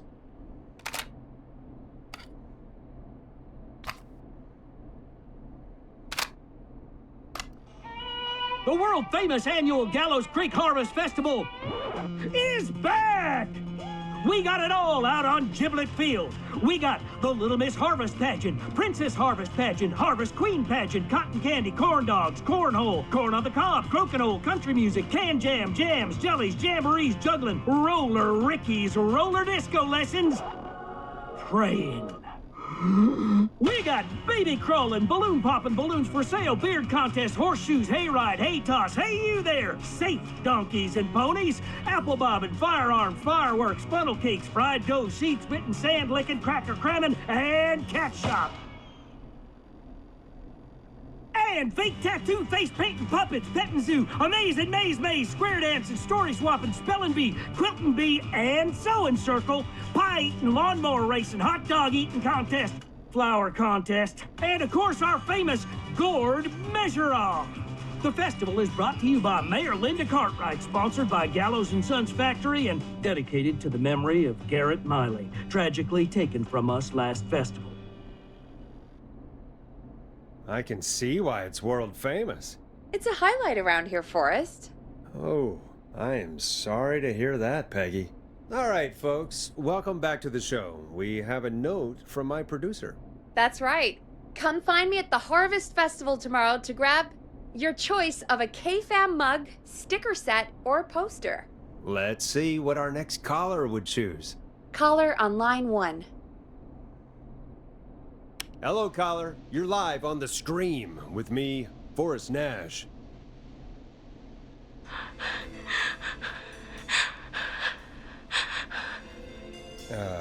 Hello, caller.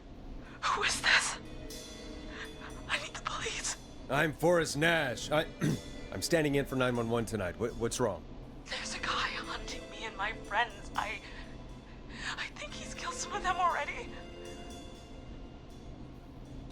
That's him. He's just outside. I can see him from up here. God damn it. She's just a kid. Where are you? Are you somewhere safe? Oh my god. Oh my god. Stay with me, kid. Focus. I can't do this. Yes, you can. Focus. Tell me, what's your name?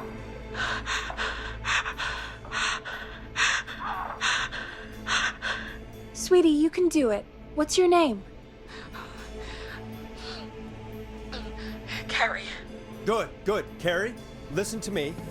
We're gonna get you out of there, all right? Now, where are you? The old murder house. Upstairs. I'm at the end of a hall.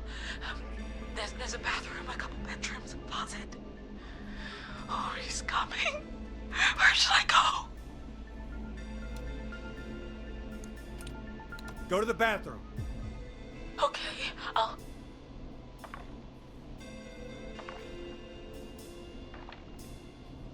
He's here. He's here. He's gonna kill me. Forrest, I don't think we can... Don't move!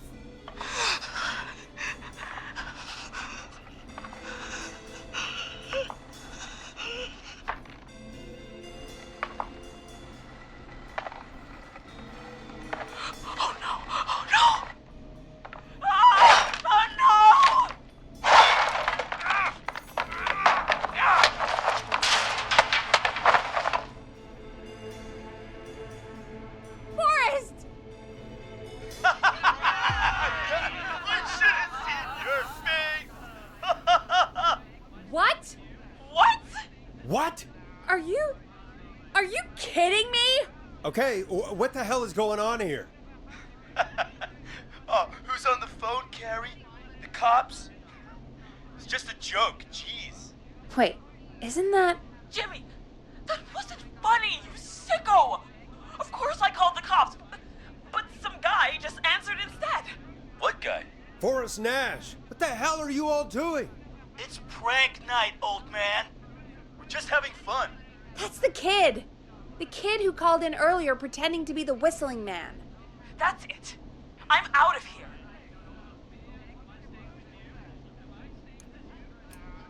You know he's really out there tonight, Jimmy, right? Yeah, right. It's just whistling night, man. That little idiot. Whistling night? It's a stupid tradition. Especially stupid since that one kid died back in... Would you take off that stupid mask if it's hard to breathe? Who's under there anyway? Is that you, Seth? Idiot! Seth is right next to you. That's, Wait, Oh no. who are you? Oh no, man!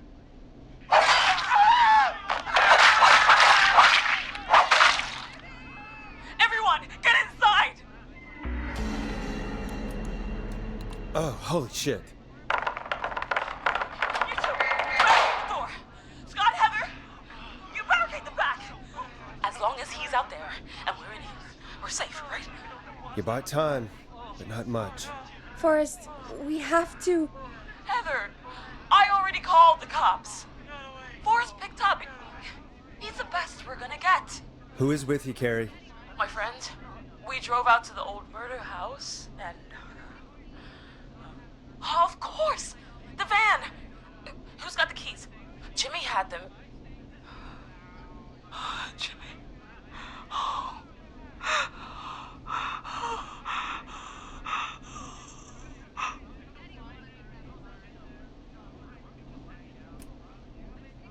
Focus, stay focused, Carrie. Focus. Yes. Sorry. I'm here. We'll figure something out. Between all of you, there's gotta be a way to beat this. Just sit tight, okay? Heather, shut up. If we do that, we're gonna get killed. If only Jeannie were here. Jeannie? Jeannie McPherson? Our intern Jeannie? Yes. She's my best friend and the smartest one out of all of us. She stayed in tonight. Forrest, listen. We'll see what we can come up with, and, What? Scott, you're not any good at... And... No, Chad. Out of all of us, you're not the one to... Oh, Everything okay? no. We're figuring out a plan, but everyone's volunteering to do things they're just bad at. I think we can figure out what to do, but I don't think we can agree on who should do what.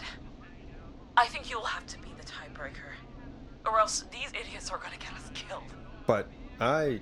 Shut up, you... Ugh. Forrest, I'll call you back. But I don't know anything about your friends. Ugh, these damn kids never learn. Are you okay? Ugh, they do this kind of thing every year, Forrest. People get hurt. All right, folks. We're gonna work out a way to save Carrie and her friends. This next one goes out to all the trapped kids out there.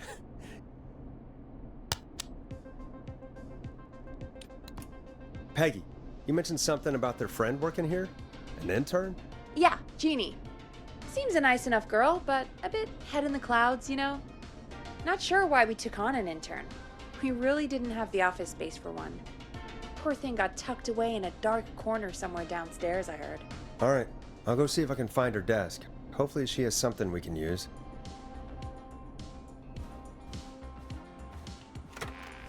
Peggy said her desk is downstairs.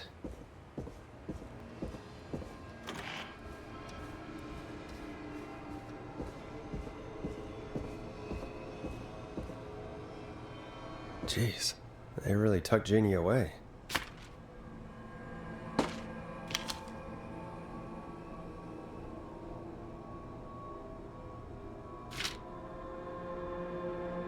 Friendship quiz. This might work.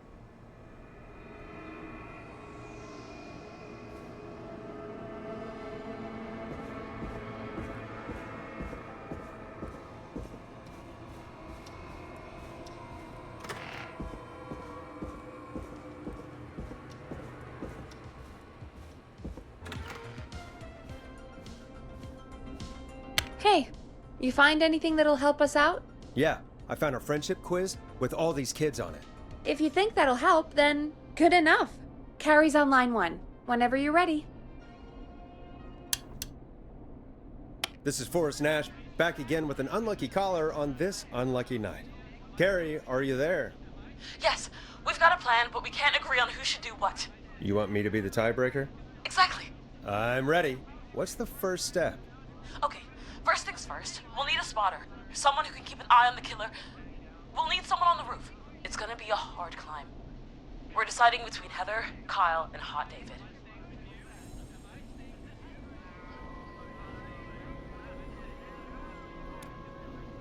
Heather's got this. Yes, Heather, he picked you. Now please, stop talking about all your cheerleading trophies. Part 2. The Whistling Man padlocked the gate back to the road.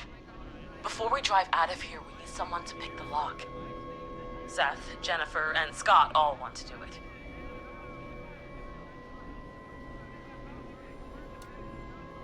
Jennifer. Jesus, Jennifer, you carry a bump key? Why didn't you say so earlier? Anyway, that brings us to part 3. Getting the van keys. I'll volunteer for this. I don't know Jimmy as well as you guys, so it'll probably be easier that way.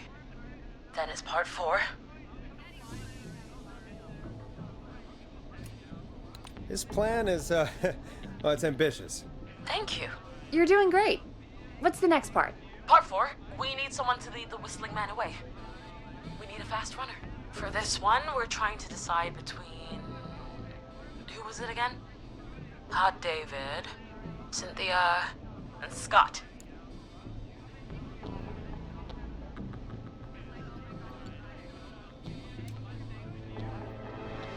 Hot David. Yeah, you, do spend a lot of time running shirtless. You got this, Hot David. Sweet. Okay, let's recap. We get the eyes on the roof. A runner distracts the killer while we grab the van keys and pick the lock on the gate. Now the tricky part. The getaway. Ooh, what's the plan there? Well, we can't all outrun the Whistling Man. But he thinks we're just a bunch of stupid teens. So, let's use that against him. Part 5. We trick the killer into a trap. Someone can pretend to be injured. Who would make the most believable bait? Who you got? We got Lisa, Tammy, and Cynthia.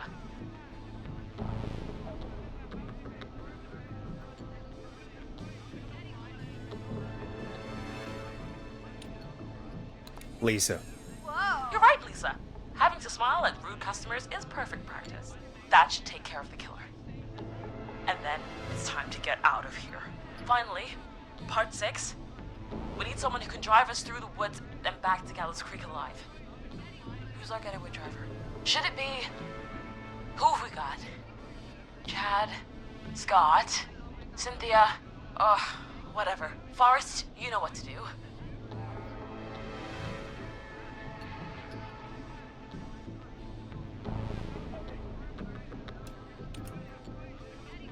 Chad.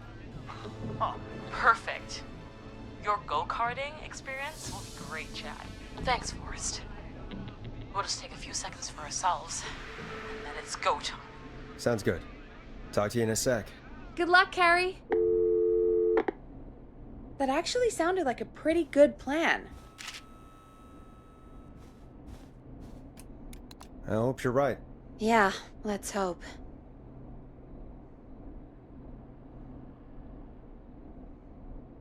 Oh, the kids are back already. Line 1 again. If you're just tuning in, we're coming to you live with a bunch of teens about to flee a madman. Listener discretion is advised. Are you ready, Carrie? We're good to go, Forrest.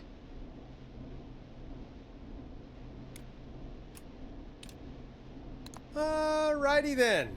Hit it. You got this. Here we go, everyone. Spotter, to the roof. Go, Heather. She's off and away. All right, Renner. Get ready. Wait for the spotter's signal. Spotter says go.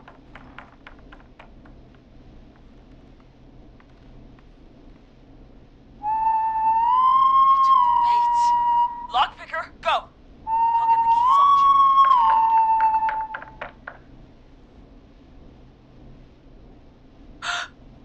Oh, Jimmy. Oh, his face is... The keys, Carrie. You need to get the van keys. His face is lying next to him, Forrest. He got cut. Oh, God. Just, focus. Breathe. Right. The van keys. Got him. It's... Jennifer got the gate unlocked. And Hot David should be back any second. Perfect. It's working. I can't believe it's actually working. You're doing great. Focus. You got this. We got this. Next step, trap the killer. All right. Wait. Get into position. Everybody else, hide.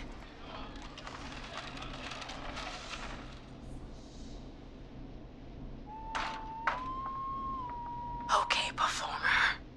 Now, act like your life depends on it. Oh. There he is. He's buying it.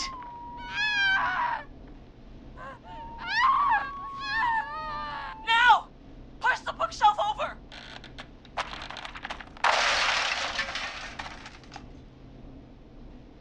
Oh my god! He went through the floor! Spotter! You need to climb down now! We gotta go! She's coming down. And yes! Heather! Quick, everyone to the van. Driver, take the keys.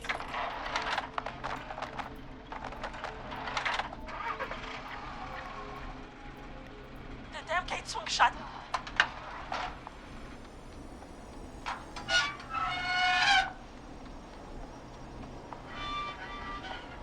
Huh? What? It won't stay open. I'll hold it. You drive through. Carrie! What was that? It's a whistling man. Drive! Now!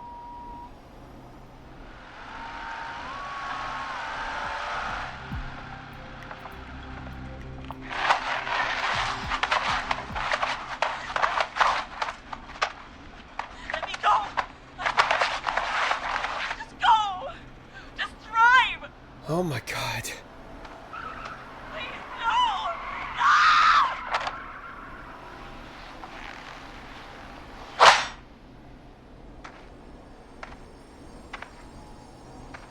Carrie?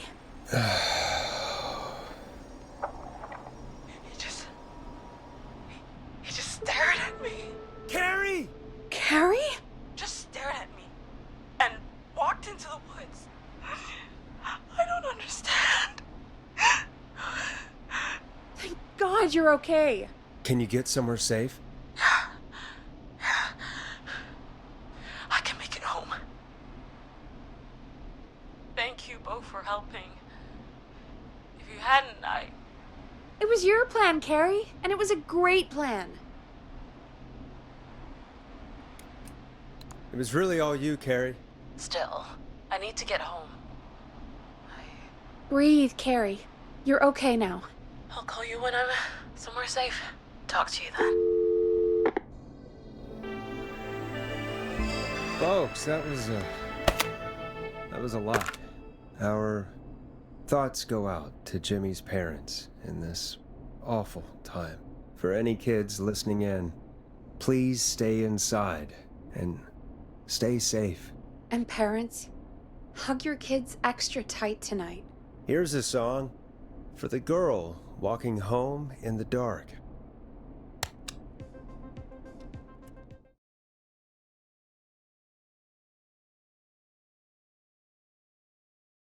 Hey, we had a call come in. Forrest Nash here. Listeners, we've got another caller live on 189.16, The Scream.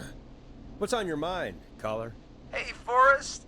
I just wanted to phone in and say that I think I speak for everyone when I say that you're providing a real service for Gallows Creek tonight. It's cool what you're doing, man. Well, I'm just doing my job, friend. Anyway, tell me about yourself. What's your name? Are you keeping safe tonight? Yeah, man, I'm good, thanks. I'm at my roller rink, trying to get everything ready for the Harvest Festival tomorrow. I had a guy from Starling Security here earlier installing the Starling 4000 system, so I'm a little behind. As for my name, my friends call me Roller Ricky, and I now consider you a friend, my man. We're friends now, huh? Well, that's kind of you to say. Thanks. Yeah, man. Sounds like roller skating is more than just a job to you. So is this vocational? I wasn't always Roller Ricky. Once upon a time, believe it or not, I used to go by just Ricky. Yeah, back then, things were pretty rough. I used to roll with a bad crowd. Not all bad, but there was one guy. Anyway, some bad stuff went down. I harbored a lot of guilt for a long time and turned to the bottle. I didn't really talk about it or even know how to talk. It's just how it was. That bottle took the best years of my life. Or so I thought. It's never too late, Roller Ricky. How did you turn things around? I joined a support group. I opened up about my problems, and sharing that burden just took so much weight off. It's a long story from there, but I found roller disco. I learned how to have fun again, cutting loose and making shapes. Now whenever I get down, I get down. I'm finally free from it all, man. It's important just to talk to somebody. That's the first step. Ain't that right, Max? Aw, hello, Max. Well, he certainly sounds like a good boy. Max is my emotional support dog. He's a rescue dog, but I always say he's the one that rescued me. He's the best dog a guy could ask for. Of course, the first thing I did was teach him how to skate. He's better than me now, a real pro. Max can skate? Yeah, man. At first they said it couldn't be done, and then they said it shouldn't be done. But Maxie loves the rink, man. Is that another train, Maxie? Maxie loves trains, man. He's even got that special how to greet them.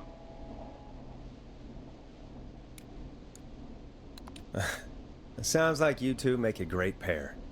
Maxie appreciates all the positivity you're throwing out, my man. You know, I'm actually hosting free skating lessons tomorrow at the festival. I think it's a great opportunity to give back to the community. Man, all this talk of skating's got me itching for a boogie. Before I switch my radio off for the night, could I request a song for us? Something I can groove to, you know, something funky. It'll be me and Maxie's final boogie breakdown tonight. Then I think we'll take it down a level. I can do that. Thanks again for calling. You and Max, be safe now, okay? Bye, Maxie.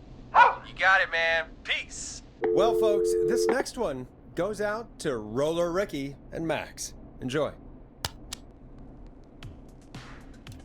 You're gonna love this next track. I really needed that call, you know, after everything. Yeah, I get that. He talked a bit much for my taste, but it is inspiring to hear somebody come back from the brink like that. Yeah, that's what I meant. You were thinking about Max on skates, weren't you?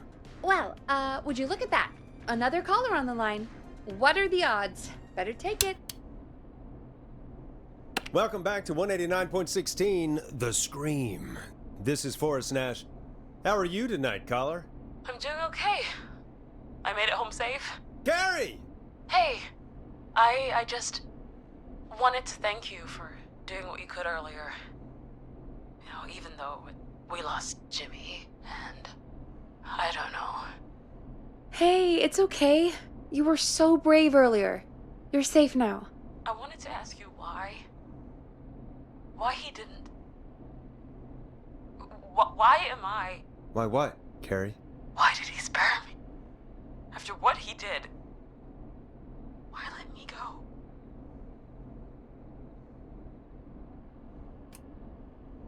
Maybe he didn't kill you because he saw you as a victim. Maybe. But why would that stop him from killing me too? After everything he did to...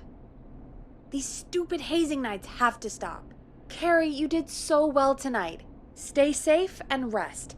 Help is coming to Gallows Creek. We just need to hold on. Thanks, Peggy. Hey, Forrest? Could I request a song? Of course, Carrie. What song? Any song by Blast Processor. And thank you. This next one goes out to Carrie.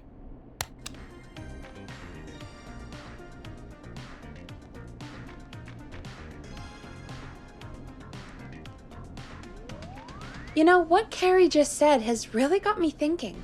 About what? The whistling man left her alone. Why? There must be a reason. When it comes to masked whistling killers, I don't think a reason is a key part of their process. Well, it's something to consider. I need to take a break. If you want to stretch your legs, now's the time. Just hit the Peggy button when you want to get back on air.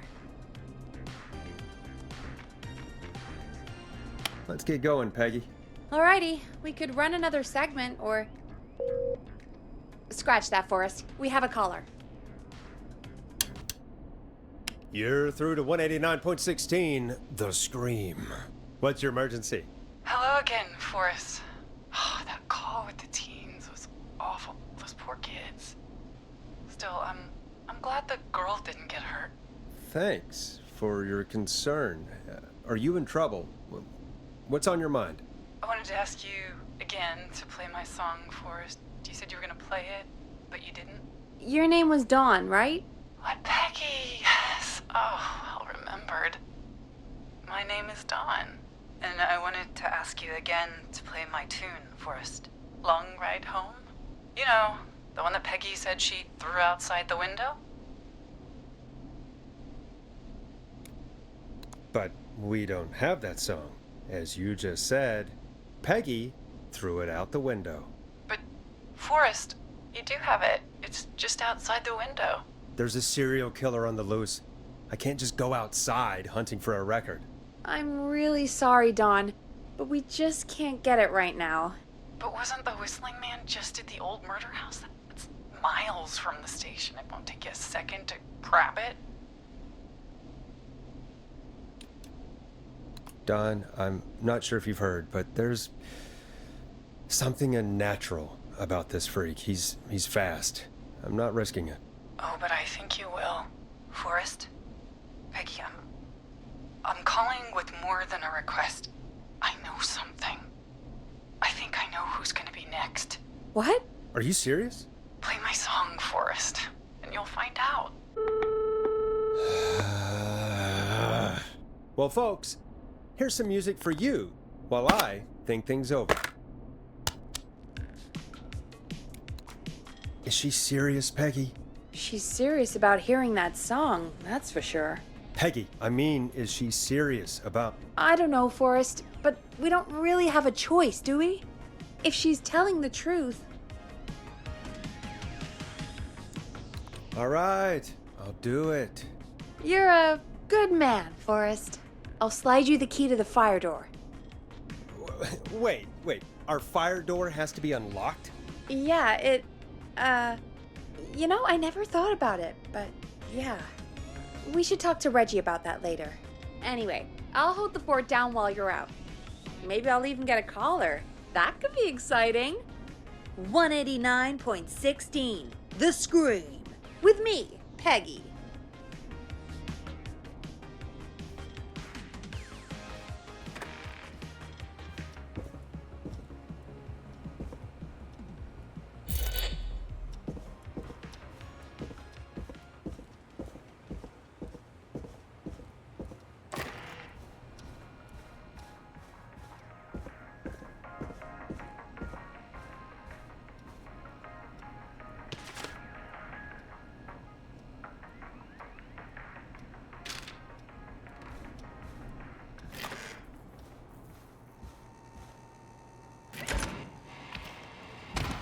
You know, I hope she'll be happy when I'm brutally murdered by the Whistling Man.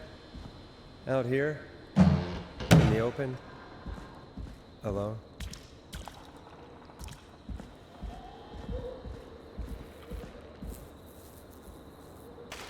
Here it is. Long Ride Home.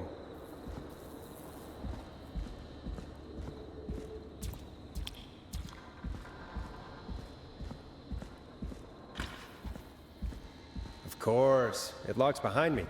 And of course the key doesn't work on this side. Fantastic. Maybe there's another way back in through the basement. A door, elevator, or something.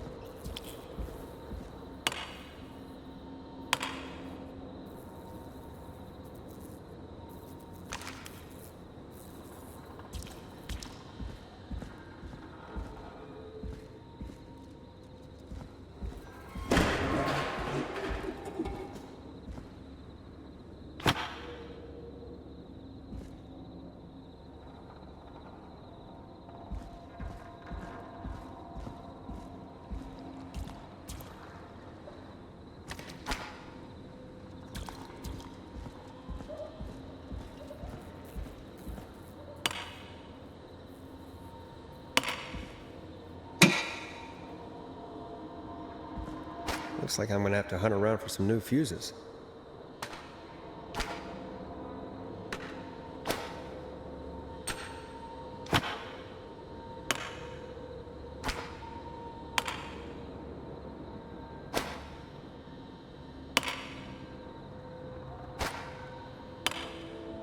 Bingo!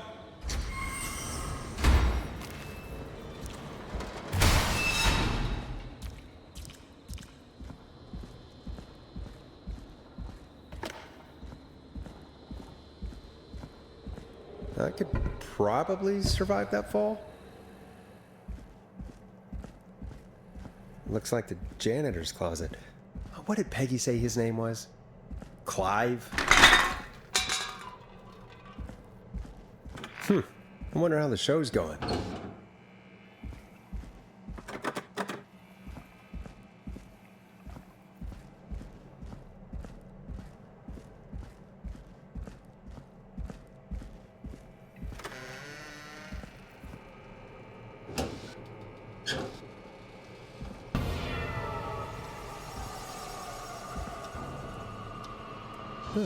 There's a key. I'll just take that. Might be important. What the hell? Peggy is not gonna believe this.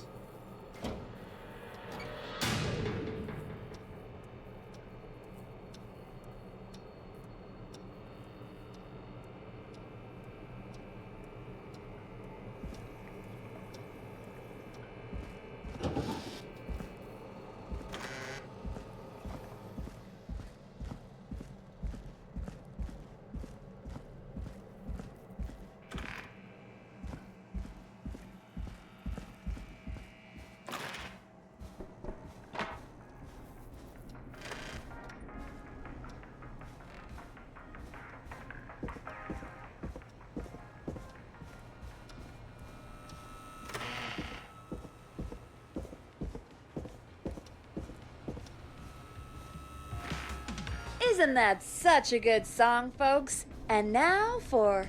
Jesus, Forrest, you've been gone for ages. I thought something had happened. Something did happen. Clive, the janitor, might be Clive, the murderer. What?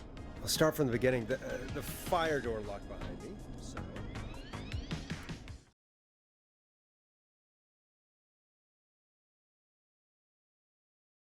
Why did you heave that thing all the way up here? Because the basement's creepy as hell, and I don't like standing around down there. Fair. Alright, let's run through this again.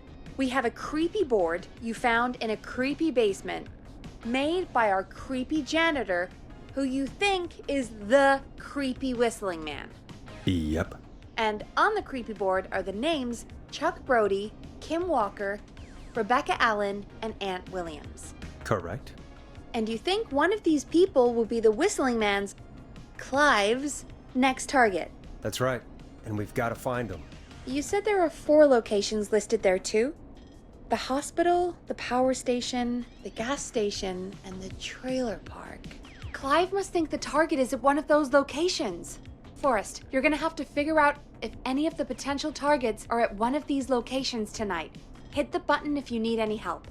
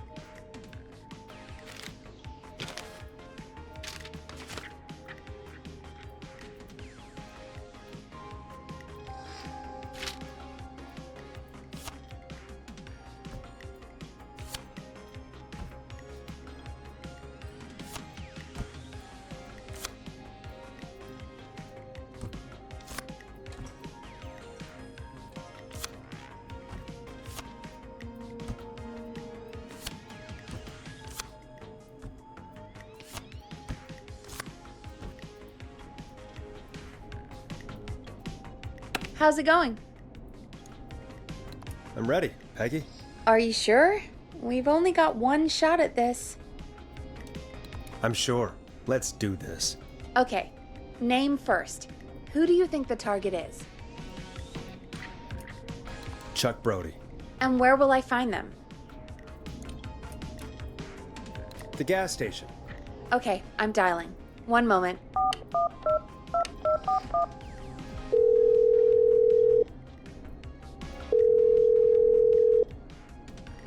Hello?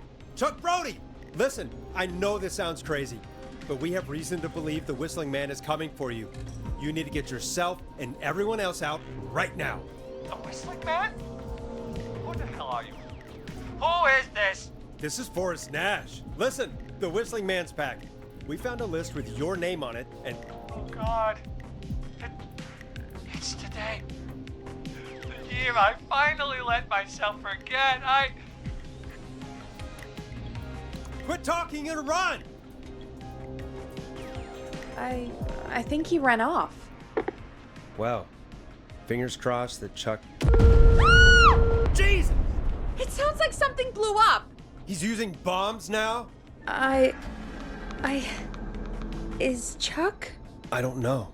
Hang on, we're getting a call. Hello? Chuck? Chuck! Forrest! The whole goddamn gas station's gone up. Is anyone hurt?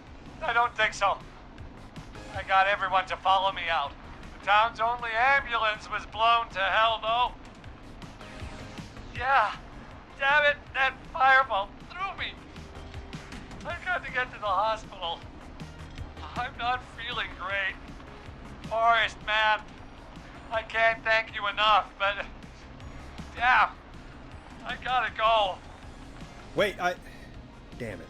We lost him. What was that about today? Oh, Forrest, the call board is lighting up. Get us into some music while I deal with this. Here's some music while we regroup here on KFAM 189.16, The Stream.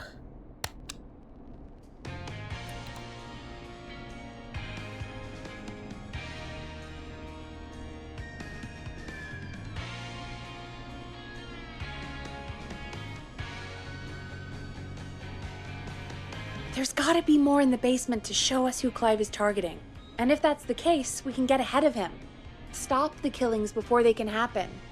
Forrest, we need to go back down. By we, you mean me, right? Yep.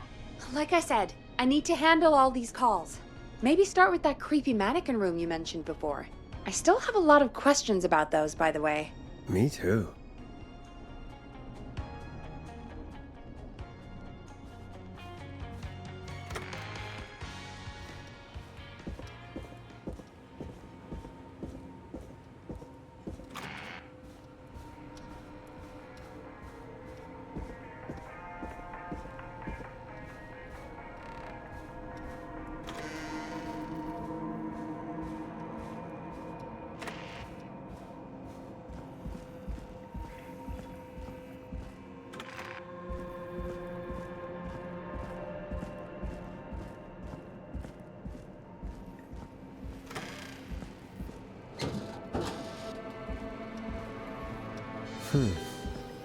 A key? Was this always here? I must have missed it when I brought everything upstairs.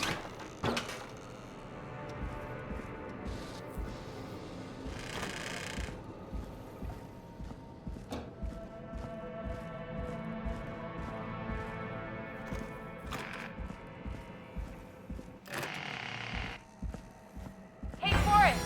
Peggy, give me some warning before yelling down the intercom? Sorry. Buzz the intercom when you find something and want to discuss it. Peggy, I've found a tape and a map down here. A map of what? Looks like it might be to somewhere in this storage area. Weird. Well, maybe the tape will give us more information. Give it a play.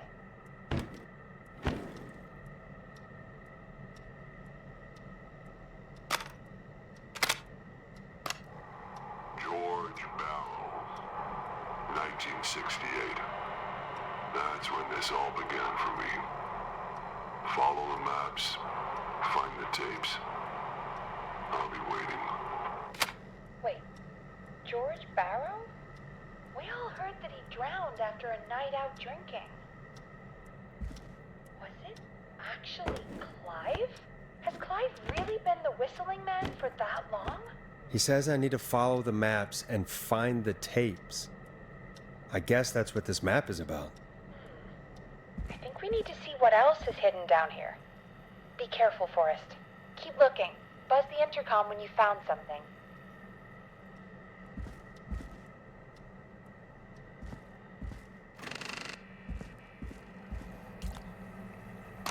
Time of autopsy is 7 a.m. Cause of death is asphyxiation from drowning. The degree of rigor mortis indicates that the subject has been deceased for 5 hours. That puts the time of death...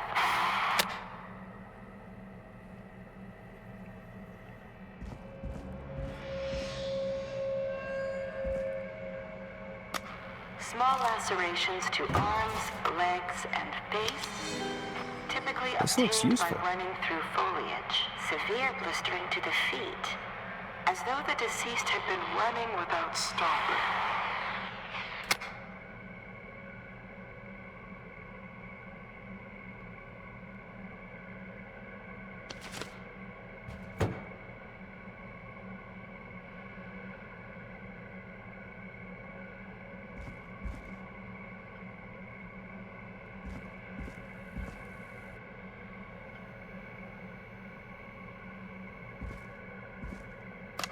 Preliminary toxicology results shows no signs of inebriation. However, a high amount of cortisol was found, indicating elevated levels of stress in the immediate moments before death.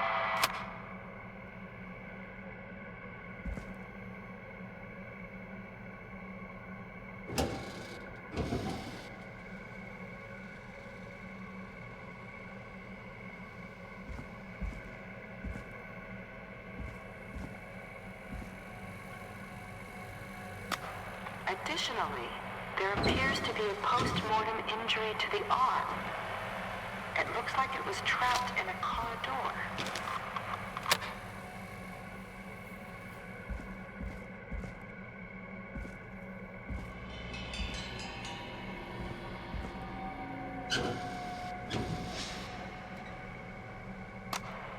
It is the coroner's opinion that the subject likely feared for his life and was chased, resulting in a fall from a height into a body of water, where he hit his head, was knocked out, and drowned.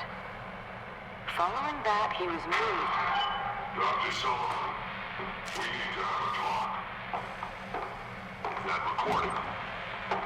Shut it off. Now this has to be important.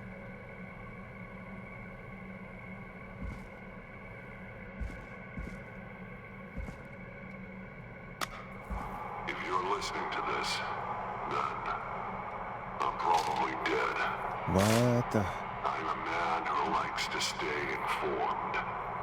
I've got subscriptions to newspapers all over the country. A few weeks ago, I noticed headlines cropping up in those papers, one after the other.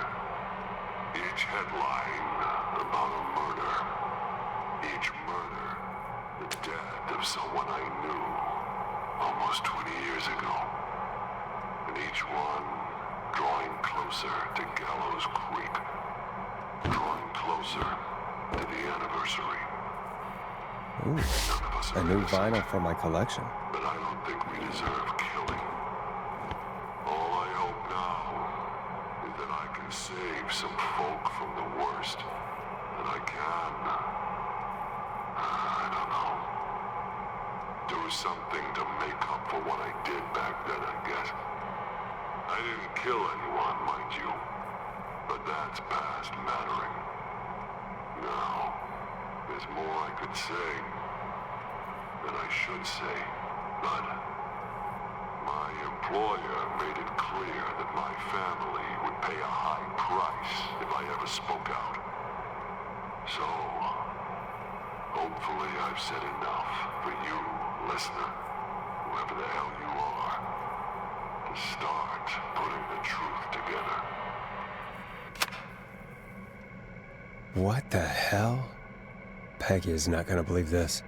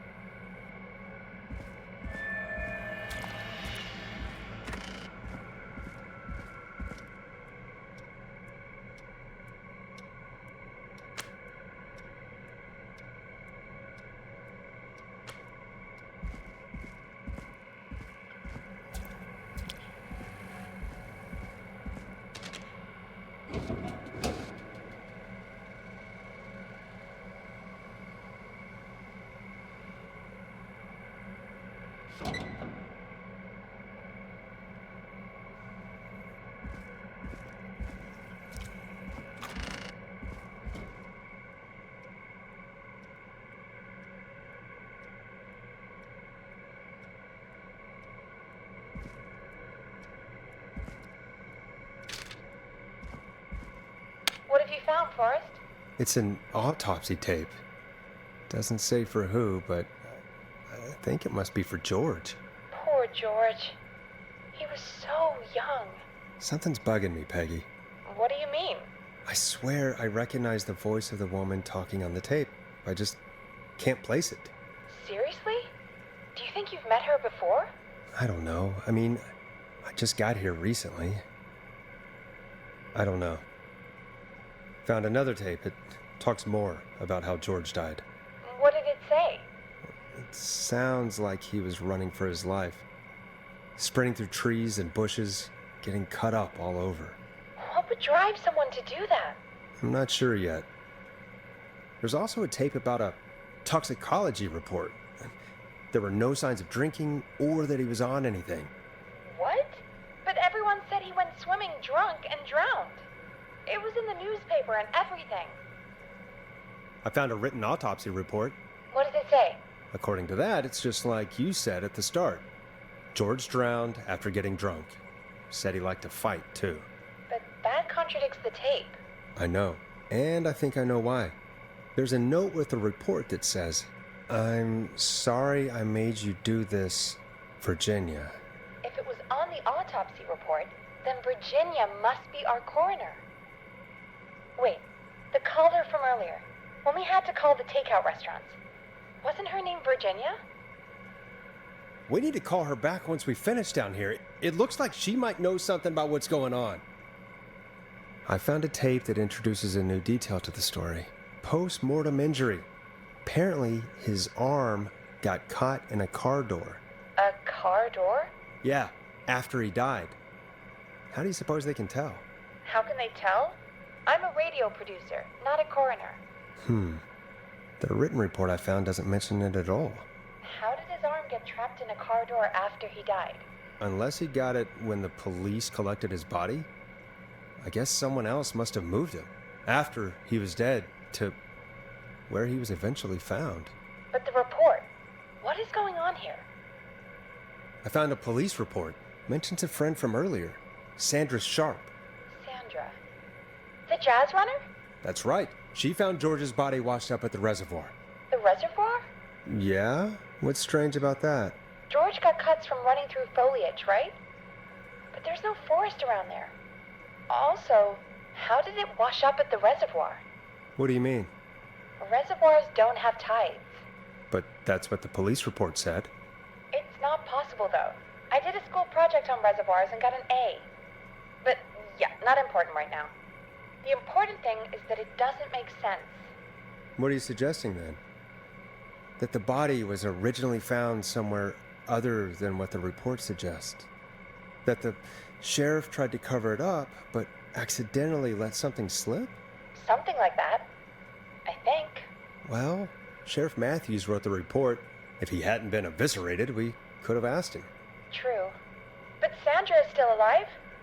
Once we're done down here, we should give her a call. In another tape, the coroner comes to the same conclusion as I did. George was running from something. Maybe an animal? Maybe, but then there's this next bit, where the coroner thinks he was moved post-death. So she agrees with us. At the end of the tape, someone burst in and demanded Virginia stop recording. I think it was Clive. This is starting to make sense now. This is a conspiracy to cover up what happened to George. I think I found Clive's last recording. I think Clive might be gone. Gone? I found a confession. Not for any killings, but for playing a part in covering up George's death. He left this behind in case he died. He hoped someone would find it. Do you think the whistling man already got him? Possibly. We've had a lot of callers tonight, but maybe not every victim made it to the phone, you know? We don't know how many there really are. Christ, Forrest, that's dark. I know, but Clive said he had read about other murders in other towns, and that the murders were all folks who knew about the incident. And the killings were getting closer to Gallows Creek. He said he wanted to do something good for once. The board in his office. He wasn't tracking people down to kill them. He was tracking them down to save them. Ugh, why didn't he just come out with all of this? He said his employer threatened his family if he spoke out about any of it. His employer? The one who orchestrated the cover-up? Oh, Clive. I'm sorry for thinking you'd killed all those people. Do you think you found everything? I think so. Forrest, what's going on here? Someone wanted that boy's death to seem like an accident. And they hired Clive to make it look that way. Come back upstairs when you're ready. We need to figure out our next step.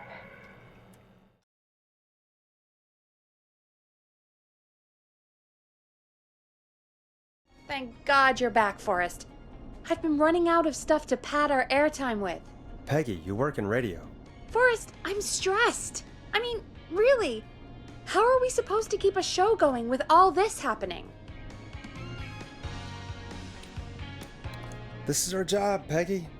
We gotta do it. You're right. So, what's the plan now? I think we should call Virginia back. All right, I'll get her on the line. Time to turn the music off. Hello again, Gallows Creek. This is Forrest Nash.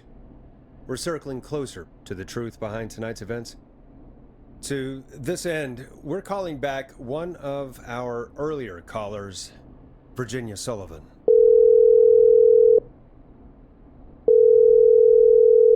Fretman Plunker here? Who's this? Is it you? Goose? Plunker, hey, it's the Radio Man, Forrest Nash. Radio Man? What's up? Solving mysteries, saving lives. The huge. Right on. Plunker, what are you doing at Virginia's house?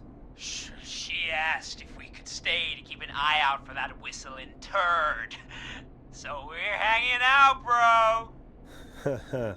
Well, that's big of you, Plunker. No, it's nothing. Can I speak to Virginia? Sure thing, Radio Man. I'll just go get her. Who is this? Hey, Virginia, it's Forrest. I'm glad you're still okay. Oh, Forrest. Sorry, I'm still jumpy. I can't blame you. I'd be jumpy too. I'm so sorry this happened to you, Virginia. I thought I was. I thought...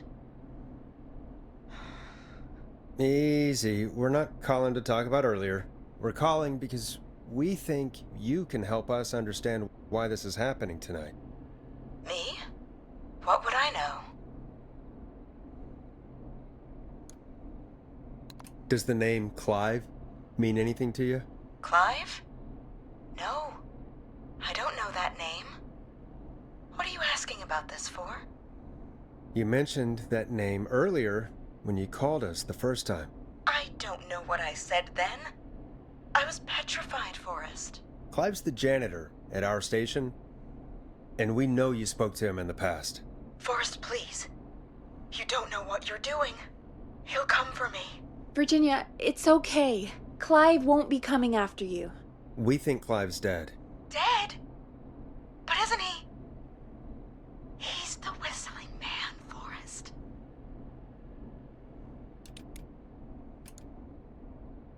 We thought so too, but... You don't understand. All those years ago, he... It's okay, Virginia. He's gone. We found evidence to suggest he... well... And we found your autopsy reports for George Barrow. How? I saw him destroy them. Well, he didn't. I don't know if he kept them or made copies or what, but we found them, and we know it's related to what's happening tonight, which is why we called you. Why did you write a false report? All right. One day, I came into work to find a boy on my slab. And as I finished the autopsy, this man, Clive, he just burst in.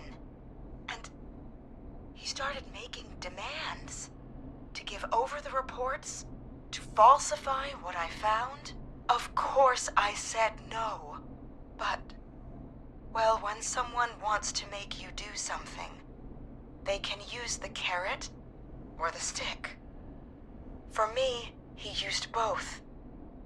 You see, my sister is sick. She has a chronic condition that's never going away. It's expensive to treat, and it was getting to where I couldn't afford it. And Clive promised me that his employer would pay for my sister's treatment if I did what he said, and that if I ever spoke about this, he'd beat me to within an inch of my life. I don't know why he had me do it, but my sister needed me. You have to understand, she needed me. We understand. Thank you, Virginia. That was brave. God, I just want this nightmare to end. This will help end it, Virginia. Thank you. Stay safe, Virginia.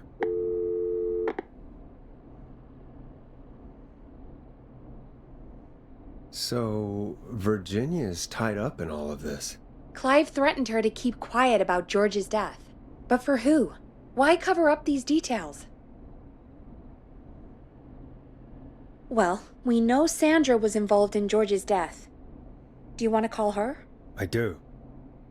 All right, but before we go asking questions, I think we should know what we want to ask. Is that fair? Yeah, we need to ask her about finding the body. She was the one who discovered it, but something just doesn't add up. 100%. She knows more than she's saying. I wonder what she's hiding. We'll hopefully find out soon. Anyway, just be careful when you're talking to her. Don't push too hard. We don't want her to hang up.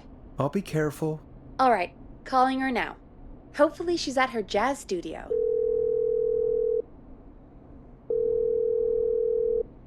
Aha! Forrest, you're through. Hello, this is Sandra at Jazz Pizzazz Jazz Studio. Who's this? Hello again, Sandra! It's Forrest Nash of 189.16, The Scream. And you're live on air. Oh, I always thought folks called into a radio show, not the other way around. How jazzy. What can I do for you? Well, we're trying to understand what's behind the attacks tonight. We had a few questions. Why, Forrest, of course. Heck, after the way you saved my life, I'd say yes to just about anything you asked. Really? Well, that sounds nice. I might just call you back tomorrow then, too. You got my number. But what about tonight? Is there anything you want to talk about right now? Remember why we called, Forrest? Of course. Do you know why the Whistling Man might have targeted you? Ha! As far as I could tell, he was just a knife-wielding psycho with superhuman cardio. He'd have chased after anybody. Right. Well, we think he might be chasing specific people. People who know about the death of a boy named George. Oh, I don't know anything about that. Sorry.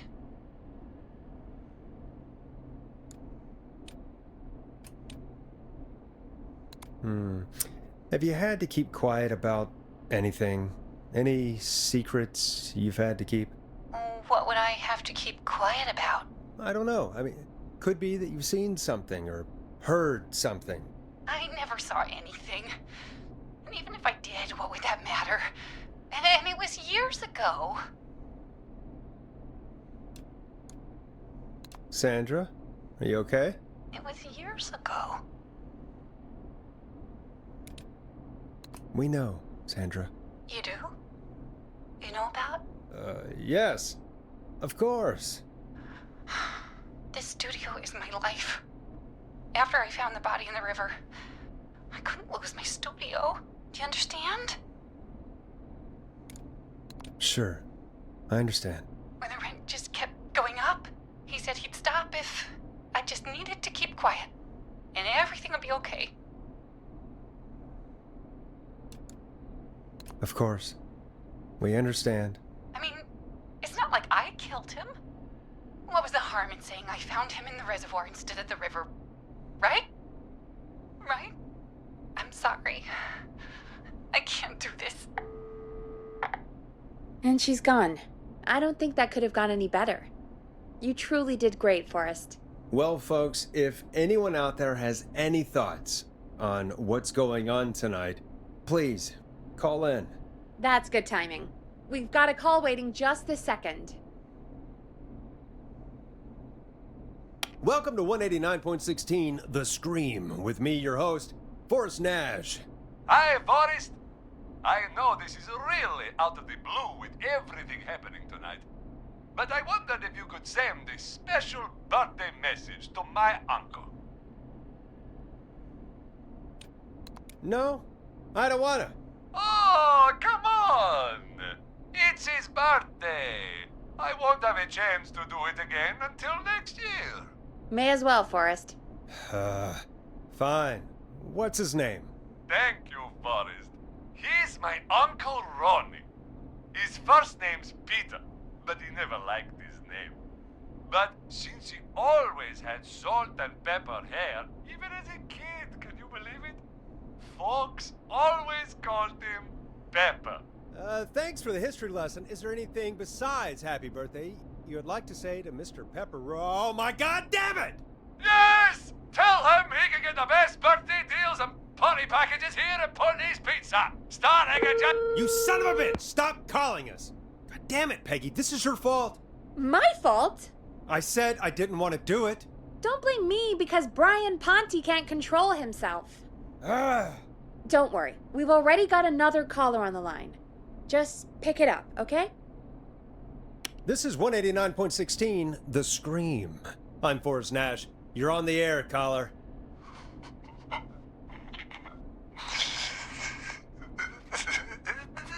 Caller.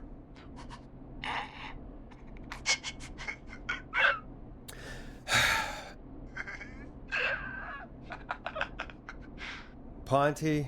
Ponte's Pizza always delivers! Come rain or sleet or whistling man, we'll be there!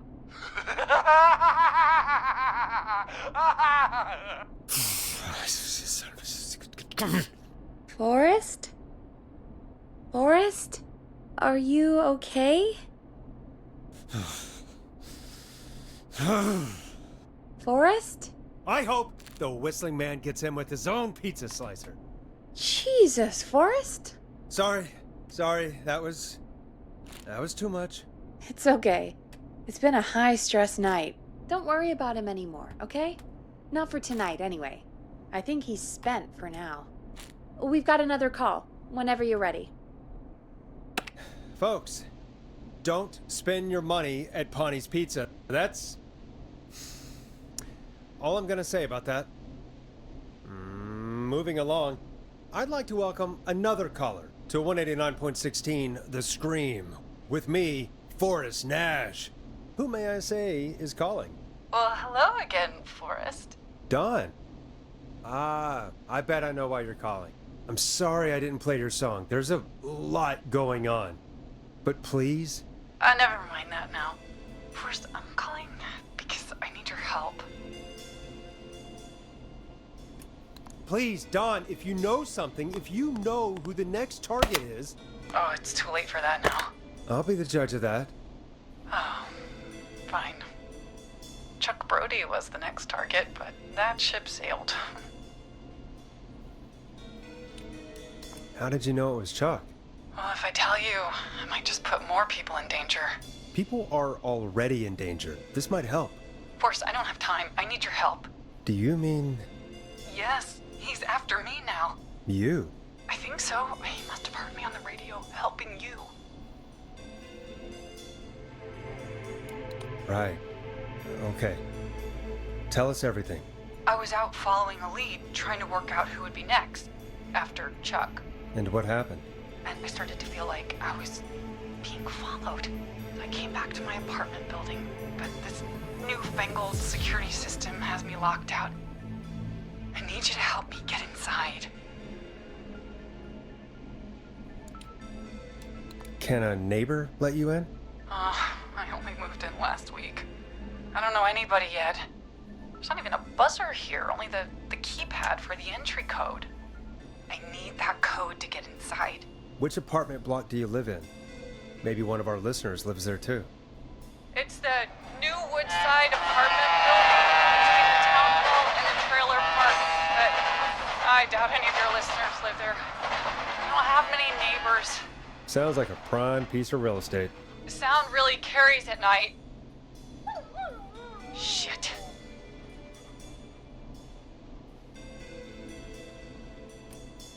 I'm guessing you're not a dog person. No, I'm not. It's my neighbor's dog. Boy, I wish he'd muzzle that thing and... Oh. And now he's blasting David Scopo out of his window. This night can't get any... He's coming down the street. I don't think he's seen me yet. Forrest, please. I need your help. I need the code for that security system, or I'm gonna die.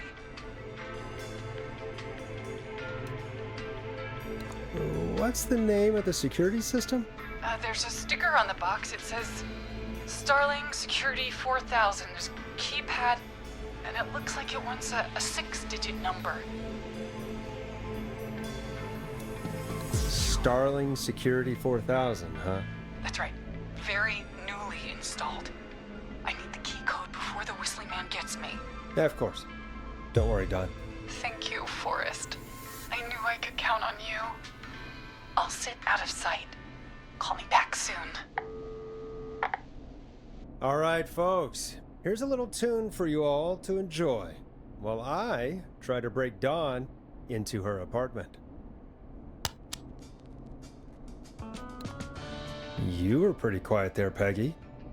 Forrest, was it just me, or was there something...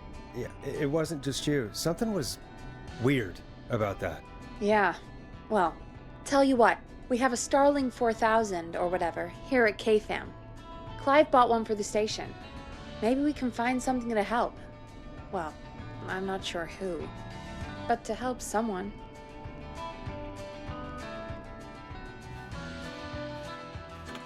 Okay, so she's locked out of the Woodside Apartments, and somewhere, Clive probably has the papers for the Starling 4000.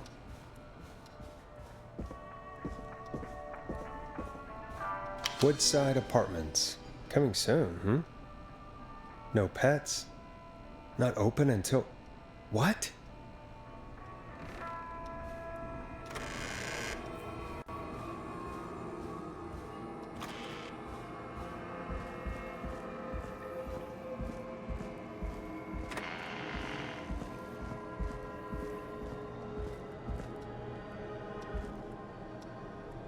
Order delivery form. Starling must have left this by accident. This system's not even installed at Woodside.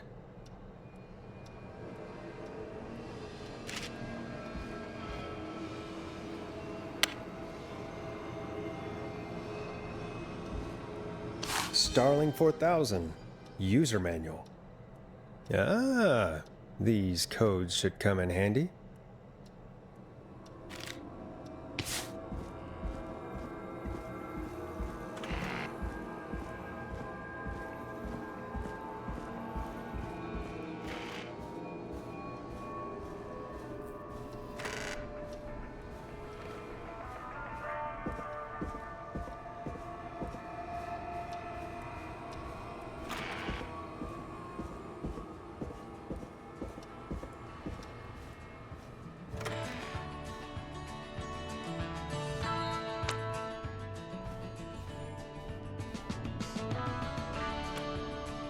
Welcome back, Forrest. Find anything? The Starling 4000 security manual. It's got a bunch of codes. Good. And did you find anything else? I found a flyer for the apartments. They're not open for move-in till next month. No pets, and they're located pretty far from the trains. Ah, so Dawn probably isn't trying to get into Woodside, is she? Nope. You remember who else has a Starling 4000 installed, though? Oh my god.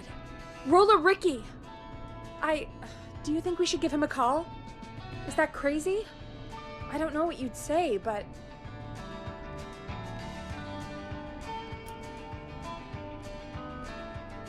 That might be a good idea.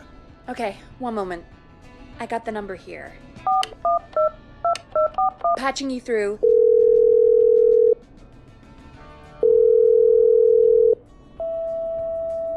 Shit. He probably can't hear it over the music. Forrest, I don't know about this. This is super weird.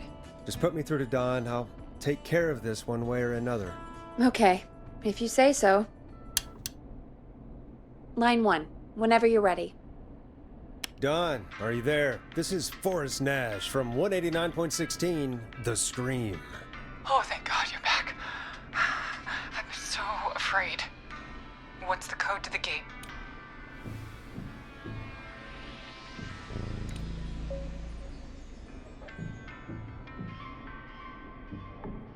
The code is 191519. Thank you, Forrest.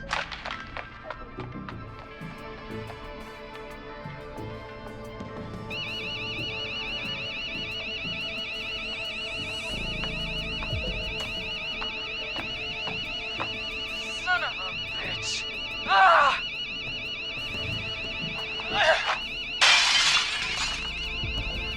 Is she?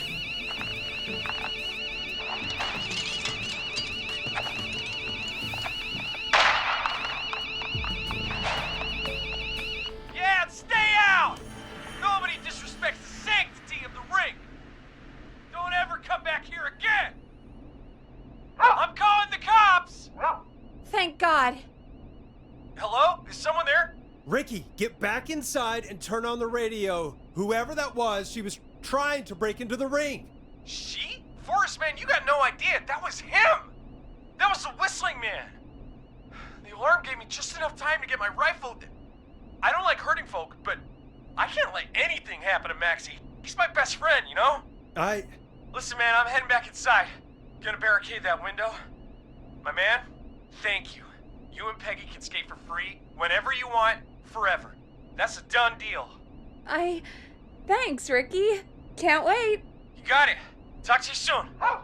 Okay, Gallows Creek, here's some music while we process what just happened.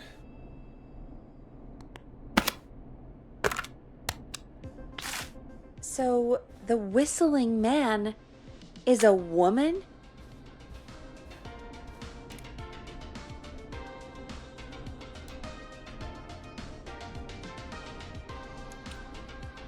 Yeah, I worked it out a while ago. Yeah, sure, Forrest. You just never mentioned it. She called up. You spoke to her multiple times.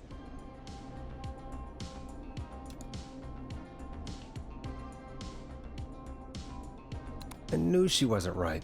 Is that right, Sherlock? Why do you think she requested that song?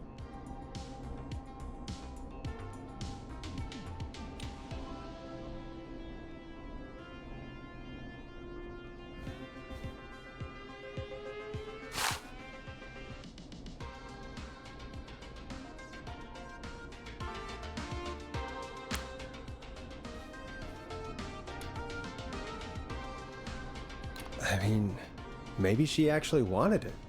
Could be her favorite killing song. Ugh, that's awful. So, what now? I guess I should make an announcement. We do have new info. Okay, kill the music and you can make the announcement. Okay, you're live in 3, 2... Hey folks, this is Forrest Nash here. I hope you're all safely locked inside. For those of you listening to that last call, you might be wondering what to make of it all. Here's our take. We now believe the killer is actually a woman, one who might manipulate you into letting her in before she attacks you.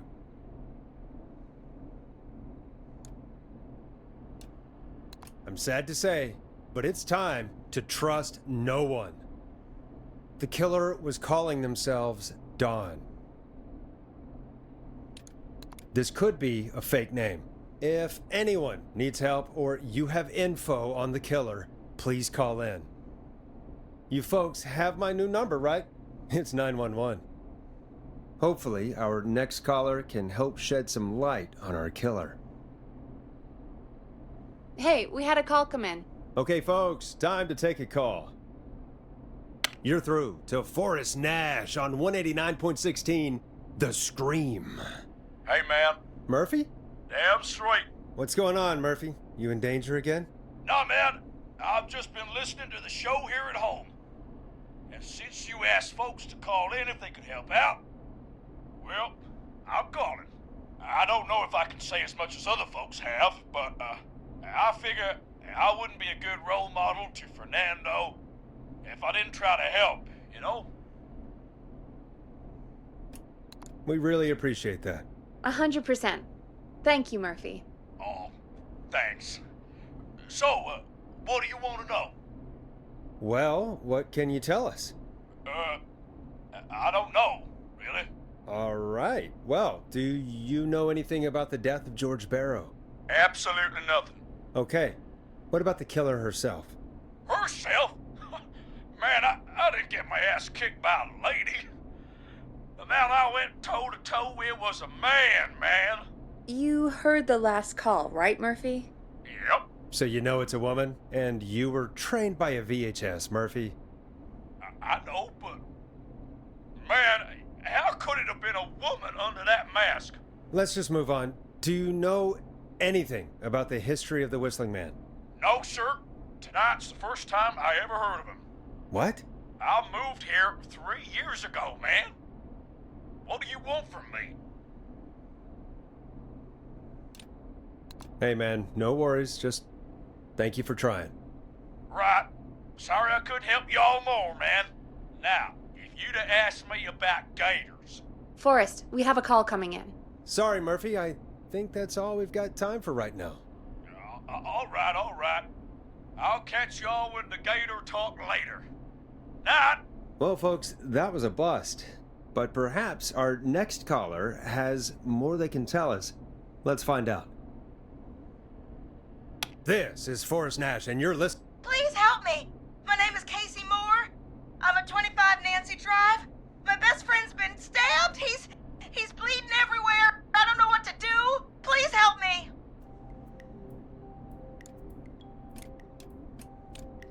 Somebody's been stabbed? Can you tell me what happened? We'd been out at the reservoir. We were heading back to his place when we heard this whistling all of a sudden. He just started freaking out. He screamed at me, told me to hide. I'd never seen him like that, and I just panicked and ran and hid in a bush. Oh no. Forrest. Then what happened? He went up the road and talked to someone. I couldn't really hear or see anything.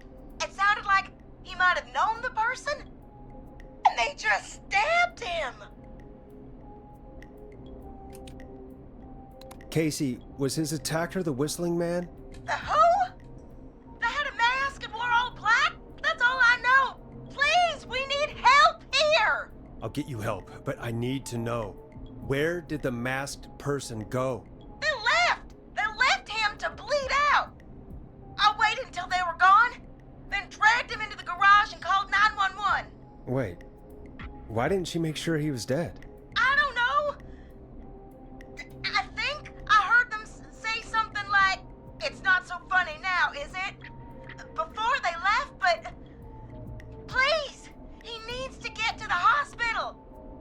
I can't drive, so we need an ambulance. Forrest, the ambulance was destroyed in the explosion at the gas station. You should get all the info you can. Can you tell us where your friend was stabbed?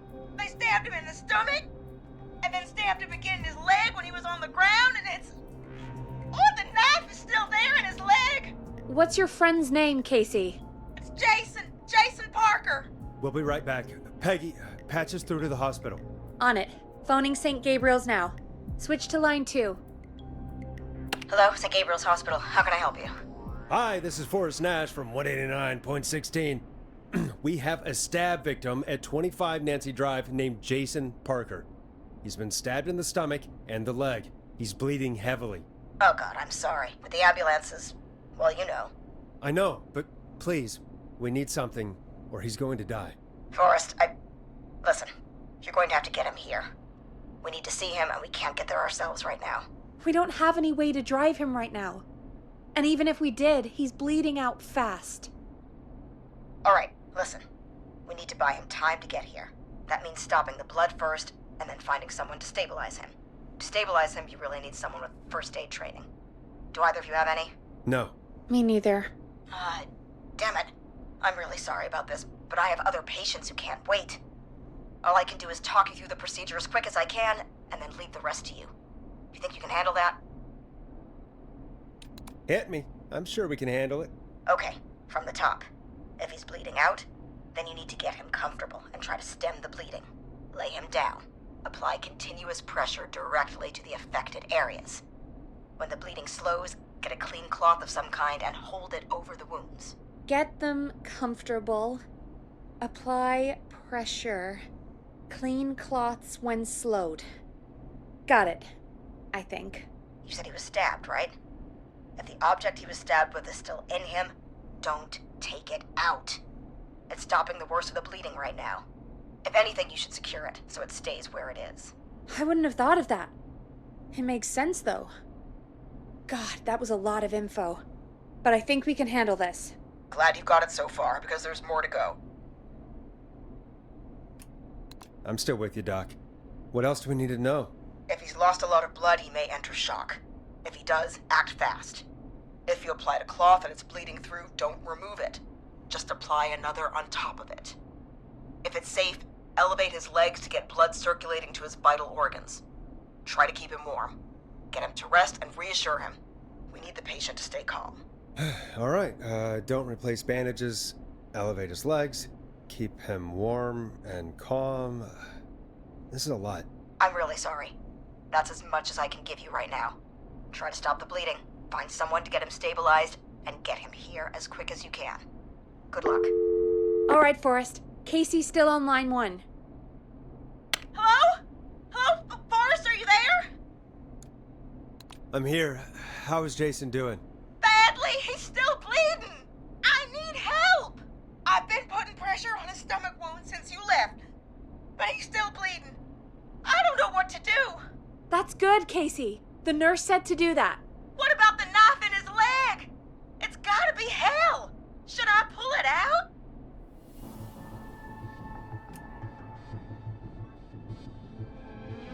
No, don't touch the knife. The bleeding will get worse if you pull it out. Are you sure? I'm sorry. I'm gonna stop making suggestions. No, don't worry, Casey. We're a team here. We're all going to get Jason through this. Casey, is his leg wound bleeding right now? I hate looking at that knife. Yeah, it's bleeding. His stomach is worse, though.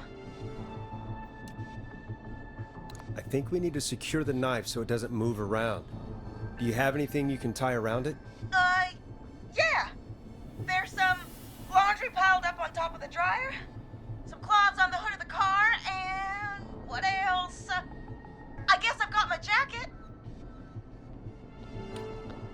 Take the cleaning rags and hold them over the wound. I really hope these are clean. Here we go. I'm sorry, Jason. It's secure. I'm putting pressure on his stomach again. I'm starting to think we might make it. Forrest, can I have a word? Casey, I'm gonna have a quick word with Peggy. Keep putting that pressure on and let us know when the bleeding is under control. You're doing great. But what if something happens? We'll still be here. Just shout if you need anything, and we'll be there. I promise. Okay. I'll wait. Jason, please be okay. What's up, Peggy? We can't stay on the line with her all night. Dawn is still out there. What if other people need us? You're right. She's probably on her way to her next target right now. Exactly. And you heard the nurse. We need someone there with training who can stabilize him. He's got to get to the hospital somehow. Any suggestions, Peggy? I might. A little before you started working here, KFAM did a mandatory first aid training course. Me and Karen missed it because we were away on a producer getaway. You skipped it, didn't you? Never mind. So, how does KFAM's first aid course help us? Casey said they're at 25 Nancy Drive, right?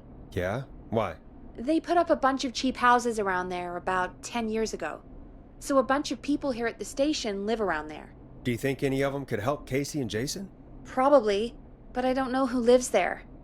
And since I missed the training day, I don't know who knows first aid. Could you call them and ask? I don't know everybody's numbers. I've only ever called Karen. Everybody's personnel info is probably in Reggie's office. Got it. I'll look through their files in Reggie's office. It's a life or death situation. I'm sure they won't mind. Right. But there are a couple of problems with that. Naturally. It's sensitive information, so Reggie probably locked it in his safe. Great. Do you have any idea what the combo for the safe could be? Not a clue. Reggie's a serial note-taker, though. Maybe something in his office will give it away. Right. There is something else. I'm not gonna like this, am I? Have you ever heard, "The future is floppy"? Peggy, what the hell are you talking about? I'm talking about floppy disks. Floppy disks are like these futuristic things that have information on them. You put them in a computer and they do something. Peggy, I know what a floppy disk is.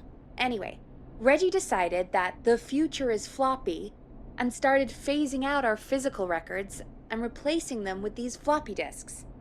I imagine it's the same for our personnel files. That's good to know. Since we haven't heard anything from Casey, I'm guessing Jason's okay for now. I'll check out Reggie's office and see what I can find. You'll need a key for that. I'll just slide it under my door now. Thanks, Peggy. I'll just have to look around.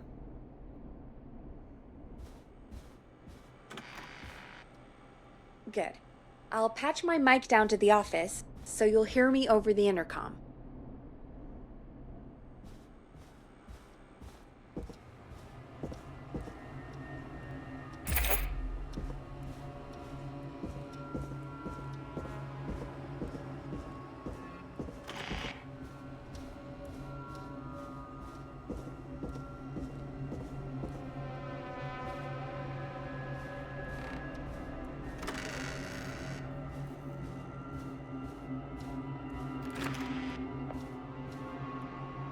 Looks like I need a 4-digit code.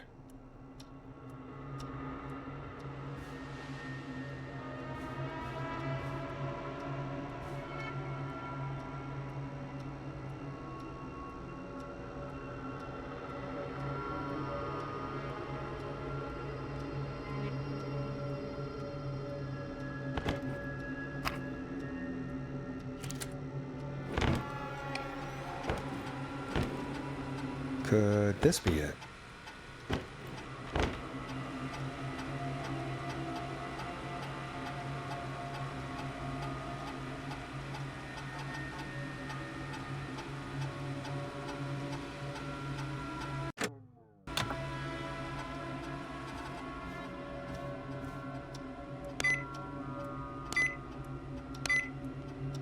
Nice.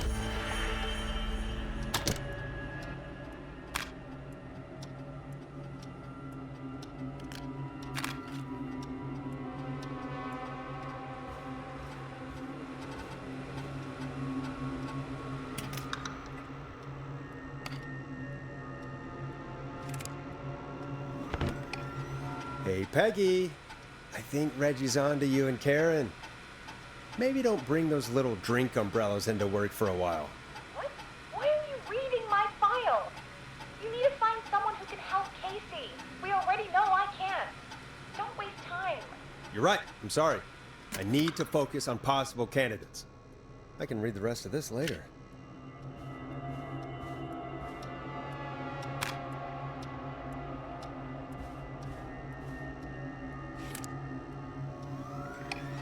Get a load of this, Peggy. Apparently, I'm a lone wolf type. Forrest, what are you doing? We don't have time for this. We have a man literally dying on the line, and we're more interested in you. You're right. I'm sorry. I need to focus on possible candidates. I really shouldn't have read both. We're in a hurry.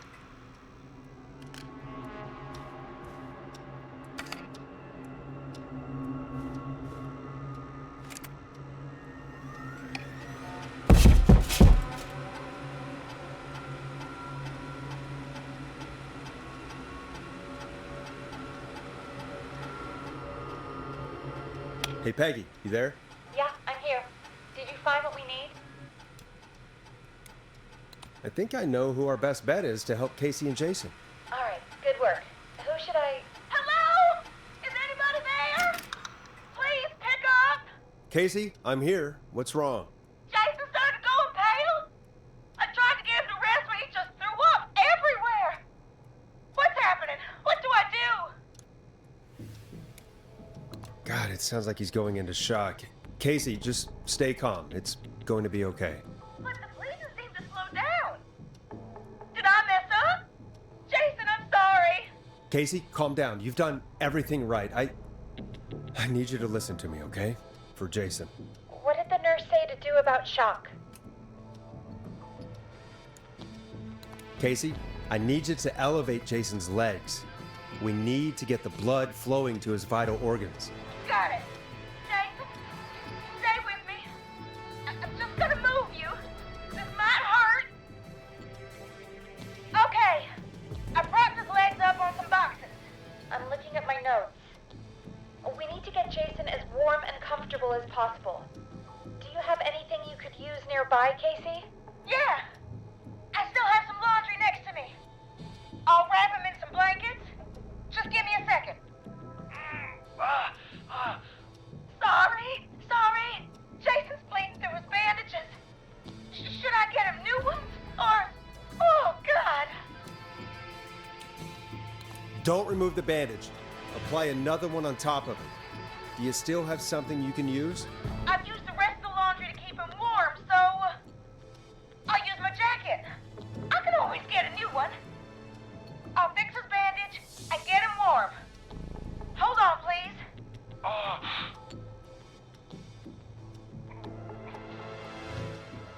Sorry. I'm done. You're gonna be okay, Jason.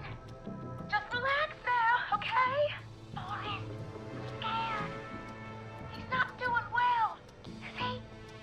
Is he gonna...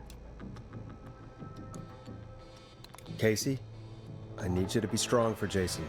Sit with him and reassure him that everything's gonna be okay. Okay? Okay. But please, I can't give him what he needs. Please, help. I can't lose him. All right, Forrest, we need to hurry. Jason doesn't sound like he's doing too well. You said you knew who to call earlier? Who was it? We need to call John Hedges. He lives on Nancy Drive. He didn't really participate in the first aid training, But he's a former war medic. He's probably the most trained person we have. Really? I never really spoke to him before. A war medic, huh? Yeah, and according to Reggie's notes, John keeps all of his old equipment at his house. He's something of a hoarder. All right. What's his number? 5420735. Calling now. Let's hope he picks. Who the hell is this calling me at? What time is it? John, it's Forrest Nash here at KFAM. We have an emergency and we need your help. Forrest? If this is a work emergency, then it can wait until the goddamn morning. Just leave me a note like everybody else. A man has been stabbed by the Whistling Man, or... Never mind. He's lost a lot of blood, and he's passed out. We need you to help him. The Whistling Man? What kind of joke is this? John, we're not kidding. A man is gonna die if we don't help him right now. Seriously? I haven't been called on for over 10 years. Where's the patient? What's his condition? He's at 25 Nancy Drive. I think we got his friend to stem the bleeding, but he's gone into shock. He's passed out right now. You say he was stabbed? Do you know the extent of his injuries? From what we were told, he has 2 major stab wounds. One to the stomach and one to the leg. The knife is still in his leg, and the stomach wound is open. Understood. Let me grab a few supplies and I'll head right over. Damned if he dies on my watch. Thank you, John. We'll let him know you're on your way. Good luck. Hello, Casey. Are you there? How are we doing? Bad. Jason seemed really weak and then just started thrashing. What about now? Is he still thrashing? He's passed out. Please tell me you found someone to help. Casey, help is on the way. My colleague will be there soon. You hear that, Jason? Someone is coming. You're gonna be just fine. Just hold on for me, okay? Just hold on. Come on. Hello, Casey. This is John Hedges. I'm here about Jason. Please let me in.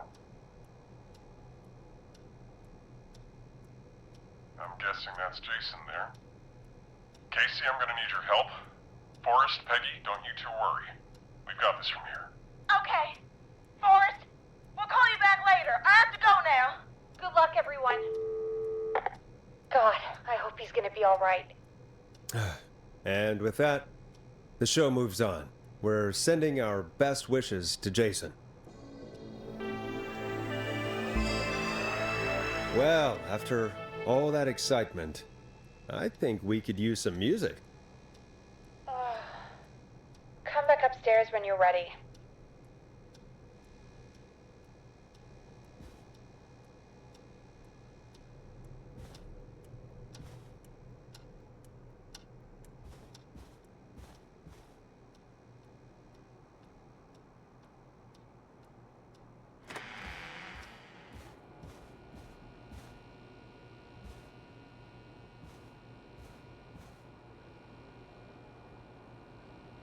Not getting in there tonight.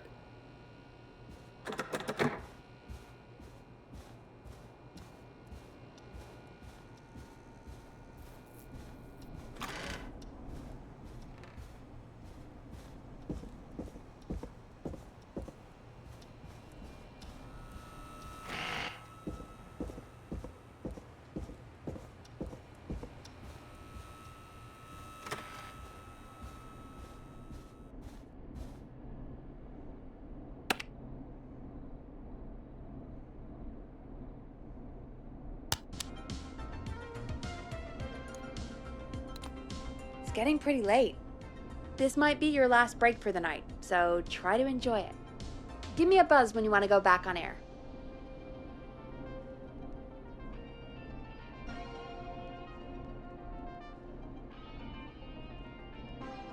Let's roll.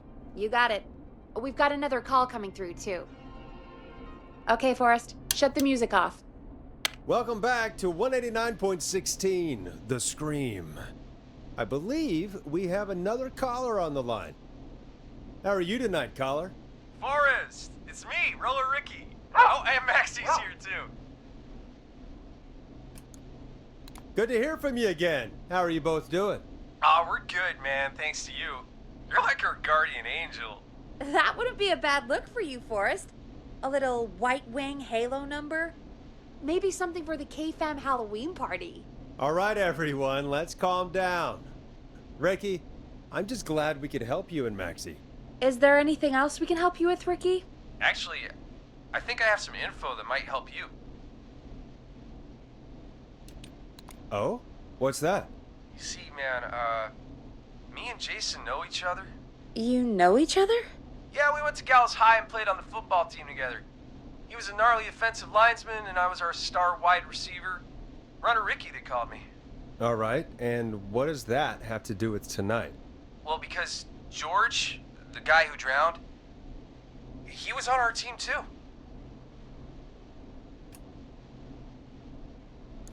Tell me about him. What was George like? I didn't know him for long, man. Sad to say. We had our first team party on the night he drowned. He seemed like such a good dude. Ricky, were you there when George drowned? No, man. Once the party turned, I beat feet out of there. Man, I remember George and his girl there. There was a whole lot of love, man. I could see it, you know? Ricky, please. What was her name? I never got her name, man. He just called her Bean. I didn't really know her before or see her after that. Then what did she look like? Please, tell us anything you remember. I just remember a pretty girl, man. I'm sorry. Ricky, you said the party didn't last long. What happened? We were just having a good time, and then the next thing I knew, everyone was running for their life. I looked up and saw a goddamn whistling man in the trees. And I never ran so fast in my life. I ran straight home. Didn't know about George until next morning at school. I'm guessing it was whistling night, wasn't it? That the whistling man was just another kid. Yeah. I don't know how George died, but I always felt like if anyone deserved to die that night, it should have been me. And Ricky, it wasn't your fault. You're not a bad person. I know that now, man. It took a long time to learn, but yeah, just thought I'd tell you all what I know. Thank you, Ricky. This helps. Thank you. You got it, man. Anyway, I think it's time for me and Maxie to free up your phone lines. Thanks for listening, man. I'll let you to it. Night, Ricky. All right, folks. Looks like we got a new lead in the case. If anyone has any info about this mysterious bean, please call in. If she was George's girlfriend back then, she's probably in her mid to late 30s now. Huh. Oh, we have another call coming in, but hang on. What's up, Peggy?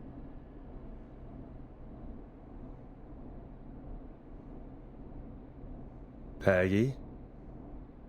You're gonna want to take this call off the air. Who is it? Just do it. All right, folks, it's time for another track. Here's one to help you sit back and relax. We'll be right back after this. I hope this is good news, Peggy. Who have we got? Find out for yourself on line 1. Hello? Forrest, I'm glad I got back through to you. Sounds like it's been a busy night, huh? Surprise! It's Leslie, our 911 operator, leading the charge from Henderson to come save us. It's so good to hear from you. Are you okay? We're doing okay. Sarah and I are both happy to be headed back home. We're happy to have you too. Wait, Sarah? Oh, yeah, I mean Deputy Martinez. Anyway, we got back into radio range a little while ago. We've been listening in, but haven't been able to get through until now. It's been non-stop since you left. Please tell us you're bringing help.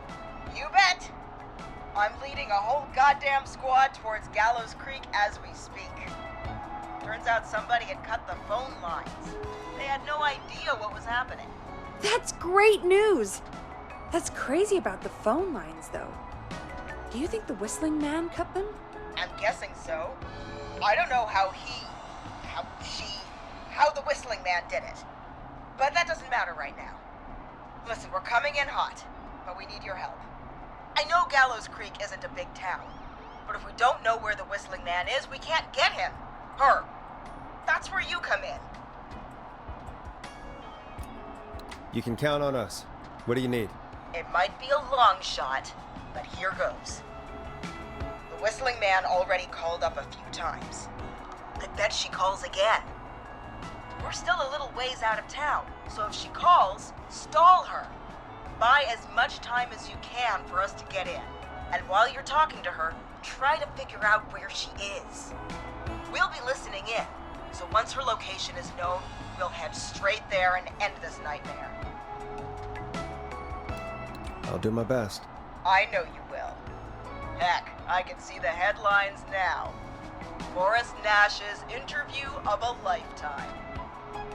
Anyway, I'll radio the other cars and tell them the plan is a go. Hopefully the next time I see you, it'll be with our killer behind bars. Take care now. We'll see you soon, Leslie. Thank God. It sounds like this is almost over. We're nearly through this. I hope you're right. The sooner this is over, the better. I am right. Trust me. Anyway, we should get you back on air. Taking callers is the only way to see this through. When you're ready, shut the music off. Bringing you back live now. Welcome back to The Scream with me, Forrest Nash. The line is lit up, but before I get to our next caller, I just want to say, things are looking up. It's almost over. But for now, let's bring in our next caller. Evening, caller. This is Forrest Nash. Hello, Forrest. This is John Hedges. I'm here with Casey. I wanted to give you an update on Jason. John! Is he gonna be okay? He's a fighter. He'll be fine. We've got him stabilized and resting in a bed. We're preparing to move him to the hospital. Thank you so much. If you hadn't been there, then... God, I don't even want to think about what would have happened. Of course, Casey. We're just happy he's okay. John, Casey, you two did all the work. Tell Jason to get well soon from us, whenever he's up for it. Well, why don't you tell him yourself? Is this Forrest? Jason! We meet at last. It's good to hear you, Jason. How are you? Oh, well, you know. I've got a hole in my stomach, and there's a knife in my leg, but John gave me something to take the edge off. So, I might feel even better than either of you. Oh. Take it easy until you get to St. Gabriel's. I will. But, before that, I needed to call you. I'm guessing the Whistling Man is still out there? Yep. As far as we know, anyway. Well, I was worried you'd say that. God damn it. Actually, I'm glad you called. I wanted to talk to you about what happened earlier. Go for it. We spoke to Roller Ricky not long after you were attacked. You spoke to Ricky? Is he alright? He is now. I mean, he was attacked earlier, but this call came after. Hey, guys, I'm really sorry, but there's a call on the other line. I just need to make sure we don't have another situation brewing. You fill Jason in on what happened. I'll be right back. Sure, Peggy. Sorry, Jason, where was I? Yep. Ricky's fine. You don't need to worry about him. That's a relief. He told us about George. Sounds like everything's finally coming out now. It's been tough to hold it all in. Sounds like you've been holding back about something awful, Jason. I'm part of the reason my best friend is dead, Forrest. And the few who knew about it said if I ever said anything, I'd find myself in jail. For a long time. It was hell. And then the town just moved on. Like he'd never existed. What happened that night? I went along with the stupid prank, that's what. Whistling night. Some of the guys on the football team had an idea for a way we could haze the newcomers. We decided to plan a party in the woods and have the Whistling Man crash it. It was stupid. We each had a role. I was the stabbed friend. At the party that night, I left the group for a second, met our Whistling Man, pretended to get stabbed in front of everyone, started an almighty panic. Those screams. That was the last time I saw or heard George alive. How did George die, Jason? I don't know. I was playing dead. But when I heard her scream... Ricky mentioned a girl named Bean. Is that who you mean? Bean? Oh, yeah. I guess George did call her that. Yeah. He called her Bean. I heard her again tonight, Forrest. Her name was... What? What happened? Are we still on air? No, we're not. Seems like the power is completely gone. How do we get it back on? I don't, we can use the emergency generators down in the basement. Reggie picked it up a while ago in case we ever needed to do an emergency broadcast. An emergency broadcast? Emergency? You know, nuclear war, alien attack, broadcasting a serial killer's location to the cops so we can end this nightmare. Fair point! It's in the storage area in the far back corner, up on the wall. You might have spotted it earlier when you were digging around for all those tapes. It'll have a big red button. Just press that. I'll see you when you're back.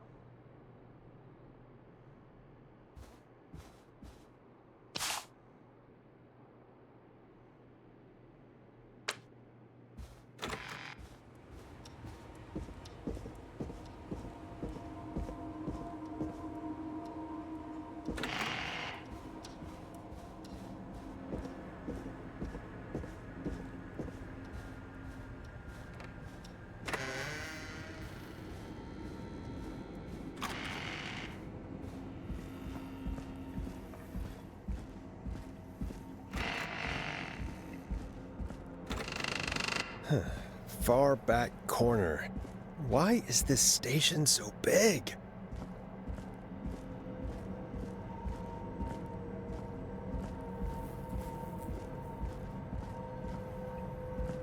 That must be it. Boom! We've got power.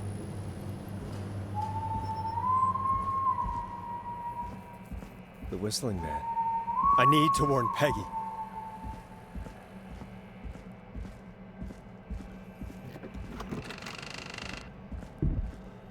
Peggy, are you there? Are you... Peggy! I need to get back upstairs.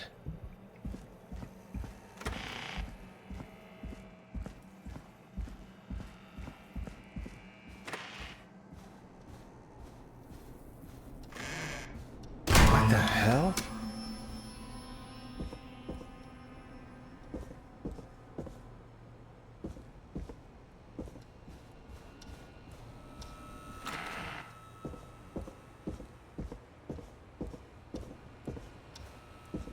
Oh no. Peggy! Where'd you go?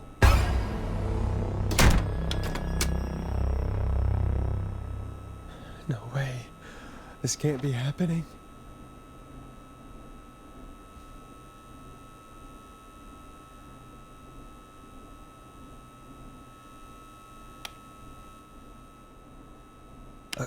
A call. Where's Peggy, Don? Have some patience, Forrest. It's almost the end of the night. Almost the end of the show. But it's not over just yet. Got a little time still. So let's make the most of it.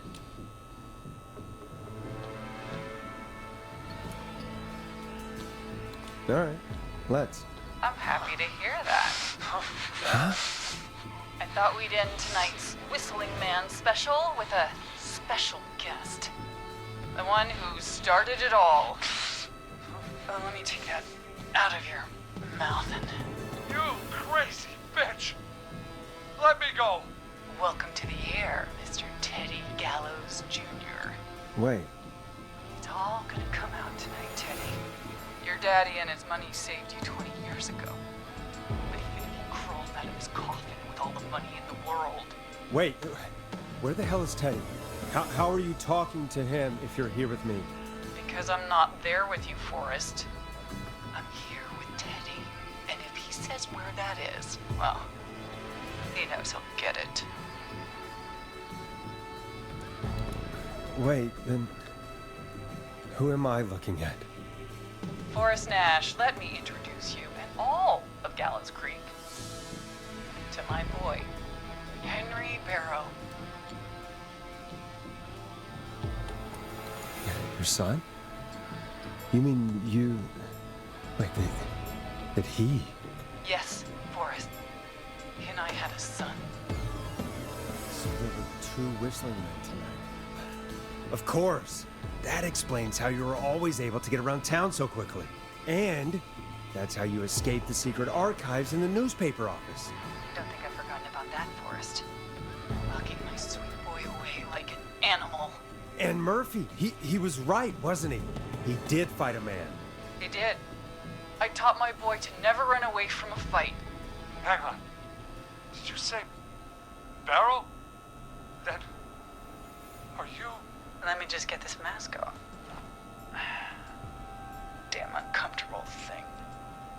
No wonder Mooney went crazy wearing this. There we go. Marie Campbell? George's old girl. Oh, well, it sure has been years since I last saw. Oh, God damn it.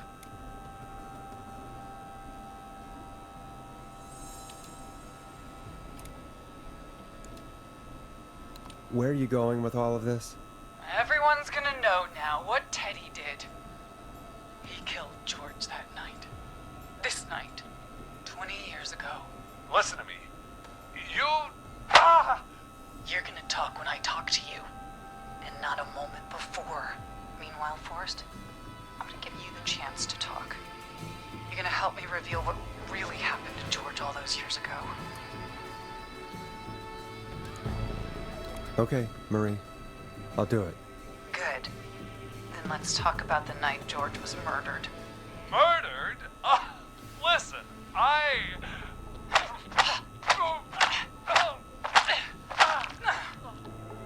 said you speak when you're spoken to. Now, I know you've done some good work tonight in piecing together what happened to George 20 years ago, and that's why I want you to interview us.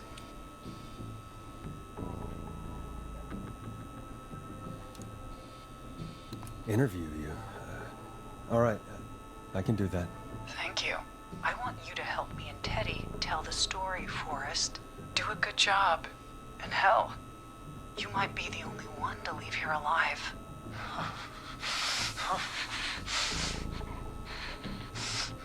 I need to drag this out. If I can buy Leslie time to get back to Gallows Creek, and if I can find out where Marie is, then this can end. Teddy, we'll start with you. Just, talk me through what happened that night. How did it start? how would I know? It was 20 years ago. Teddy, be honest with me or we're both going to die. Honest? Forrest, I'm trapped here with a psycho. What the hell? God damn it. Okay. Our first team party was coming up. And when I saw the date it was scheduled for, I had an idea for a way we could prank the new guys.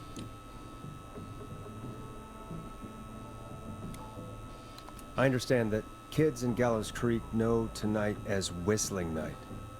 I'm guessing that's what you mean? Well, we didn't have a name for it then. It was just the night that Mooney went missing. But Whistling Night is what they'd call it later. Wait. You mean this was the first Whistling Night? Keep talking, Teddy. We went up near Whistling Point. God, who was there? Me, Jason, and George, of course. But George didn't come alone. He brought Marie. And Roller Ricky. He was there too, wasn't he? Yes, Ricky was there too. Runner Ricky, our wide receiver. I helped him off the bottle, you know. Because I'm a decent man. Is that so? Yes, it is. He came apart one day. Some people do. He had some issues. Wasn't stable. I didn't want him to hurt his chances in life. So, I helped him keep himself together. You were afraid he would talk about that night, weren't you? Keep talking.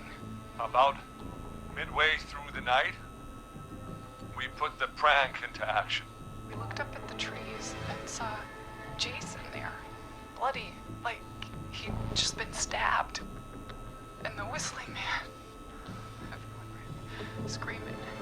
George and I and Ricky, we got left behind.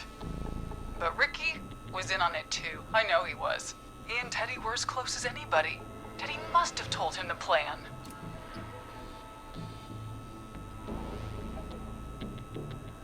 Did you ask Ricky if he knew or not? I didn't see any reason to. Why? Because Ricky phoned up earlier. He didn't know anything about it, Marie. What?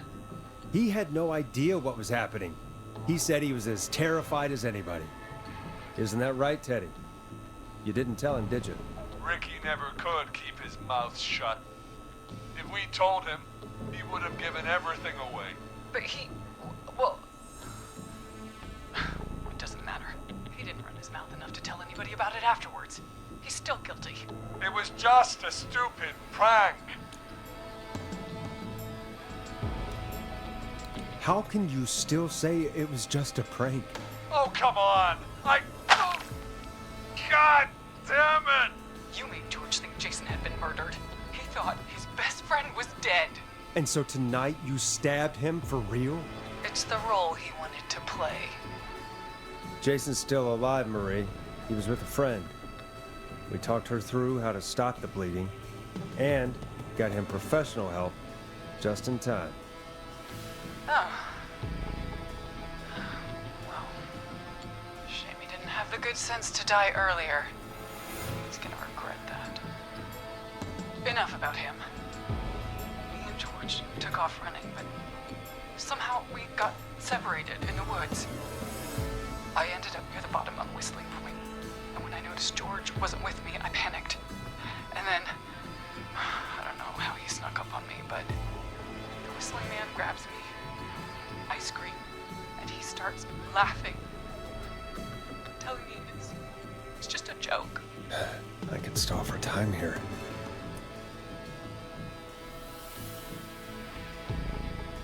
How did you feel in that moment?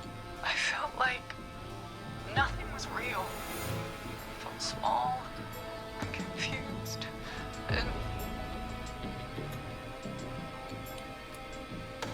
Who was under the mask, Marie? Who was the Whistling Man? it was Chuck. Chuck Brody. Laughing away. But then he stops. And he's looking up. At the top of Whistling Point. What was he looking at? Teddy, what happened next? Nothing. I mean, it was just... Teddy? George fell off Whistling Point.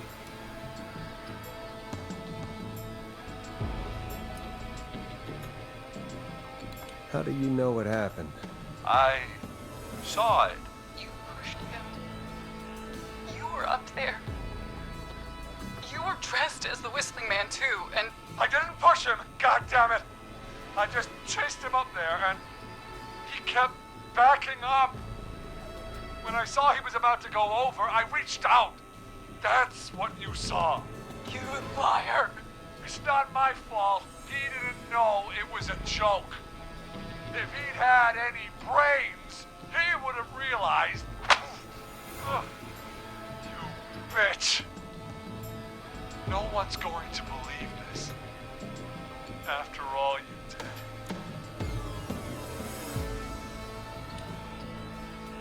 If she's lying, why the cover-up? My future was at stake, Nash. You know what it's like. People like us are bred for bigger things. I'm going to be the mayor of this town, Forrest. And then governor. And then, who knows? What happened that night was tragic. It should never have happened. But it was a mistake. It was just a stupid joke gone wrong. So my father sent Clive out to clean it up. Why should a blip ruin my future? George was a blip? He wasn't a blip, Marie. His father covered it up from there. I searched for George's body all night, but Sandra found him the next morning while out jazz running. she found him in the river, but she lied about that to protect Teddy. She said something about her rent going up, unless she... Teddy, did your father own Sandra Sharp's dance studio? It's Gallows Creek, not Sharp Creek. I'd answer the question if I were you, Teddy. Yes, okay. We own most of the town. That's it then. Your father was going to run her out of business, unless she lied and said she found him in the reservoir instead of the river. What my father did in his business dealings is nothing to do with me. The false reports. That's why you killed Sheriff Matthews too, isn't it, Maria? Not just to get him out of the way, but... Everyone was in on it, Forrest. Even the coroner wrote a fake report. Said George was drinking. That he just got himself into trouble. And... I saw. I'm sorry. For all it's worth, Virginia didn't have much of a choice. She had a sick sister whose treatments she couldn't afford. She played along with the gallows to save her sister's life. And her own. Even still, she should have told the truth. I did my part. I tried everything I could think of. I even went to the newspaper, but no. That coward killed the story. We'll take care of Maurice Russell later.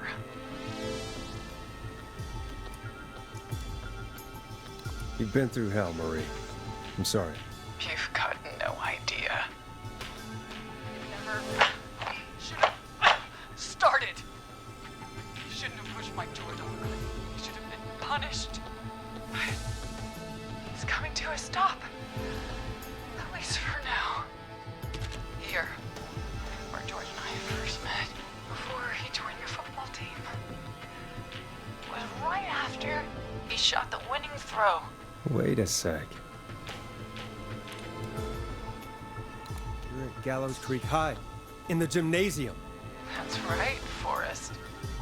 Not that it matters, but yes, we're here. Anyway, I think that about wraps up the interview with Teddy. So... Marie? Where? Oh my god. Peggy! Teddy? You've got to help me. Quiet. You'll talk more later. You know I have to talk to someone who mattered more than you ever did. Peggy. It's been so long since I've seen your face. I worried you wouldn't come. Marie! Oh my god. I thought you... And here I was, thinking you'd forgot me. I'd never forget my own sister. Sister? Peggy, what's happening? Why are you even there? Wanna explain, Peggy? Earlier, while you were speaking to Jason, I got a call. You remember? Well, it was from Dawn. She said that my sister Marie was there that night George died, and that I should come to the gym for a reunion. And when you walked in, you found out. That my sister is the Whistling Man. Good to see you too, Peggy. Why didn't you tell me any of this? She said that it was my last chance to see my sister.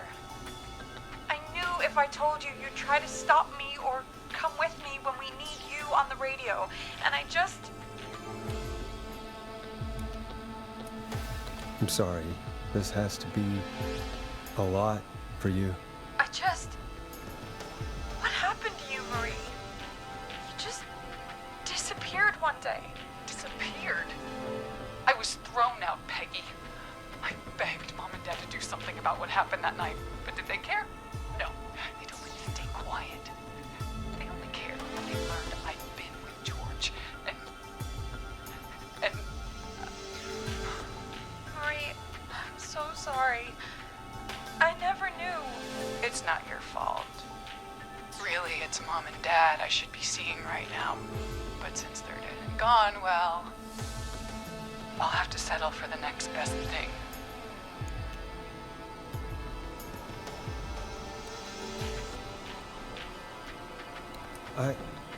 Wait. Is that why you went after that kid in the maze? Eugene Stein? Because his parents? That's right. Eugene's parents were there that night, too. They got themselves killed in a bus accident. And since only their child was left... Marie, please. Mom and Dad are gone, Peggy. Besides, you forgot me. Just like the rest. You forgot. Marie, Peggy never forgot about you. Keep your mouth shut. She kept a card from you. She kept it here on her desk. What card? The card you made me for my 8th birthday.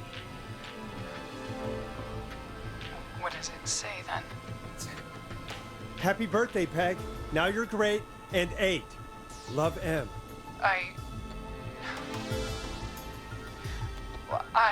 Henderson police! Freeze! No! Henry! Get out of there! Peggy! We have 2 wounded, and we're in pursuit of the suspect. Henderson police! Freeze! Forrest!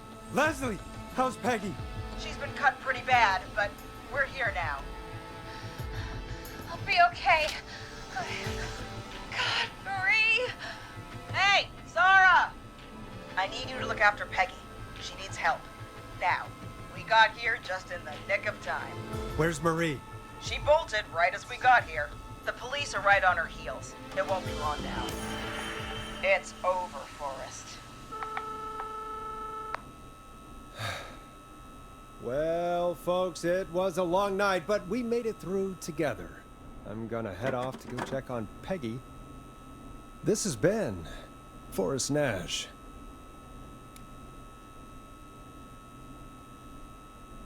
And it's been a scream.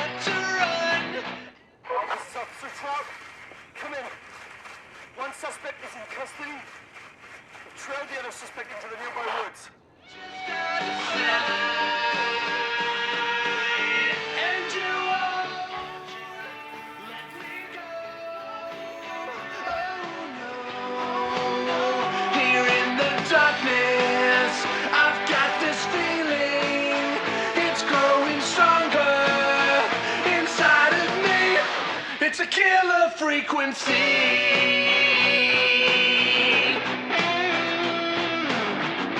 I can feel my heartbeat, and it's bursting out of my chest. But the radio's on, and it's playing the song we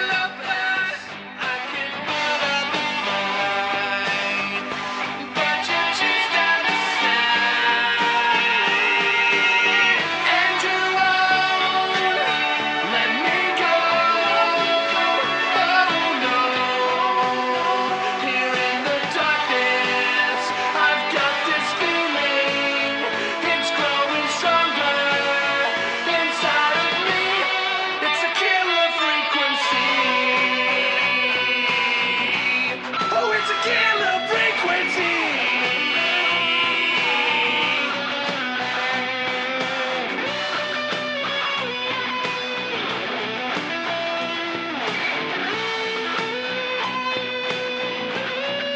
We have the suspect cornered at the top of Whistling Point.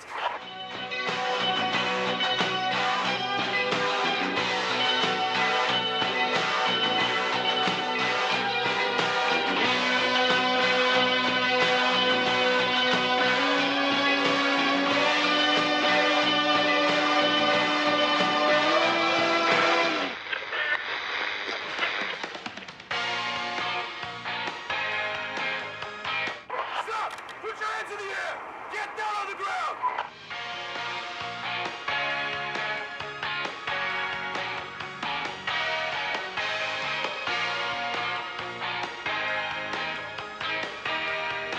Don't move. Nobody else has to get hurt.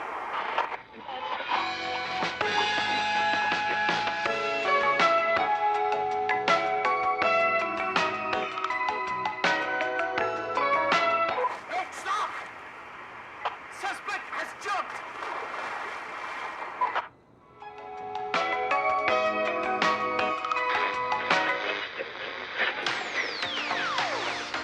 Officer Lugo, do you have a visual? Negative. No sign of the suspect anywhere.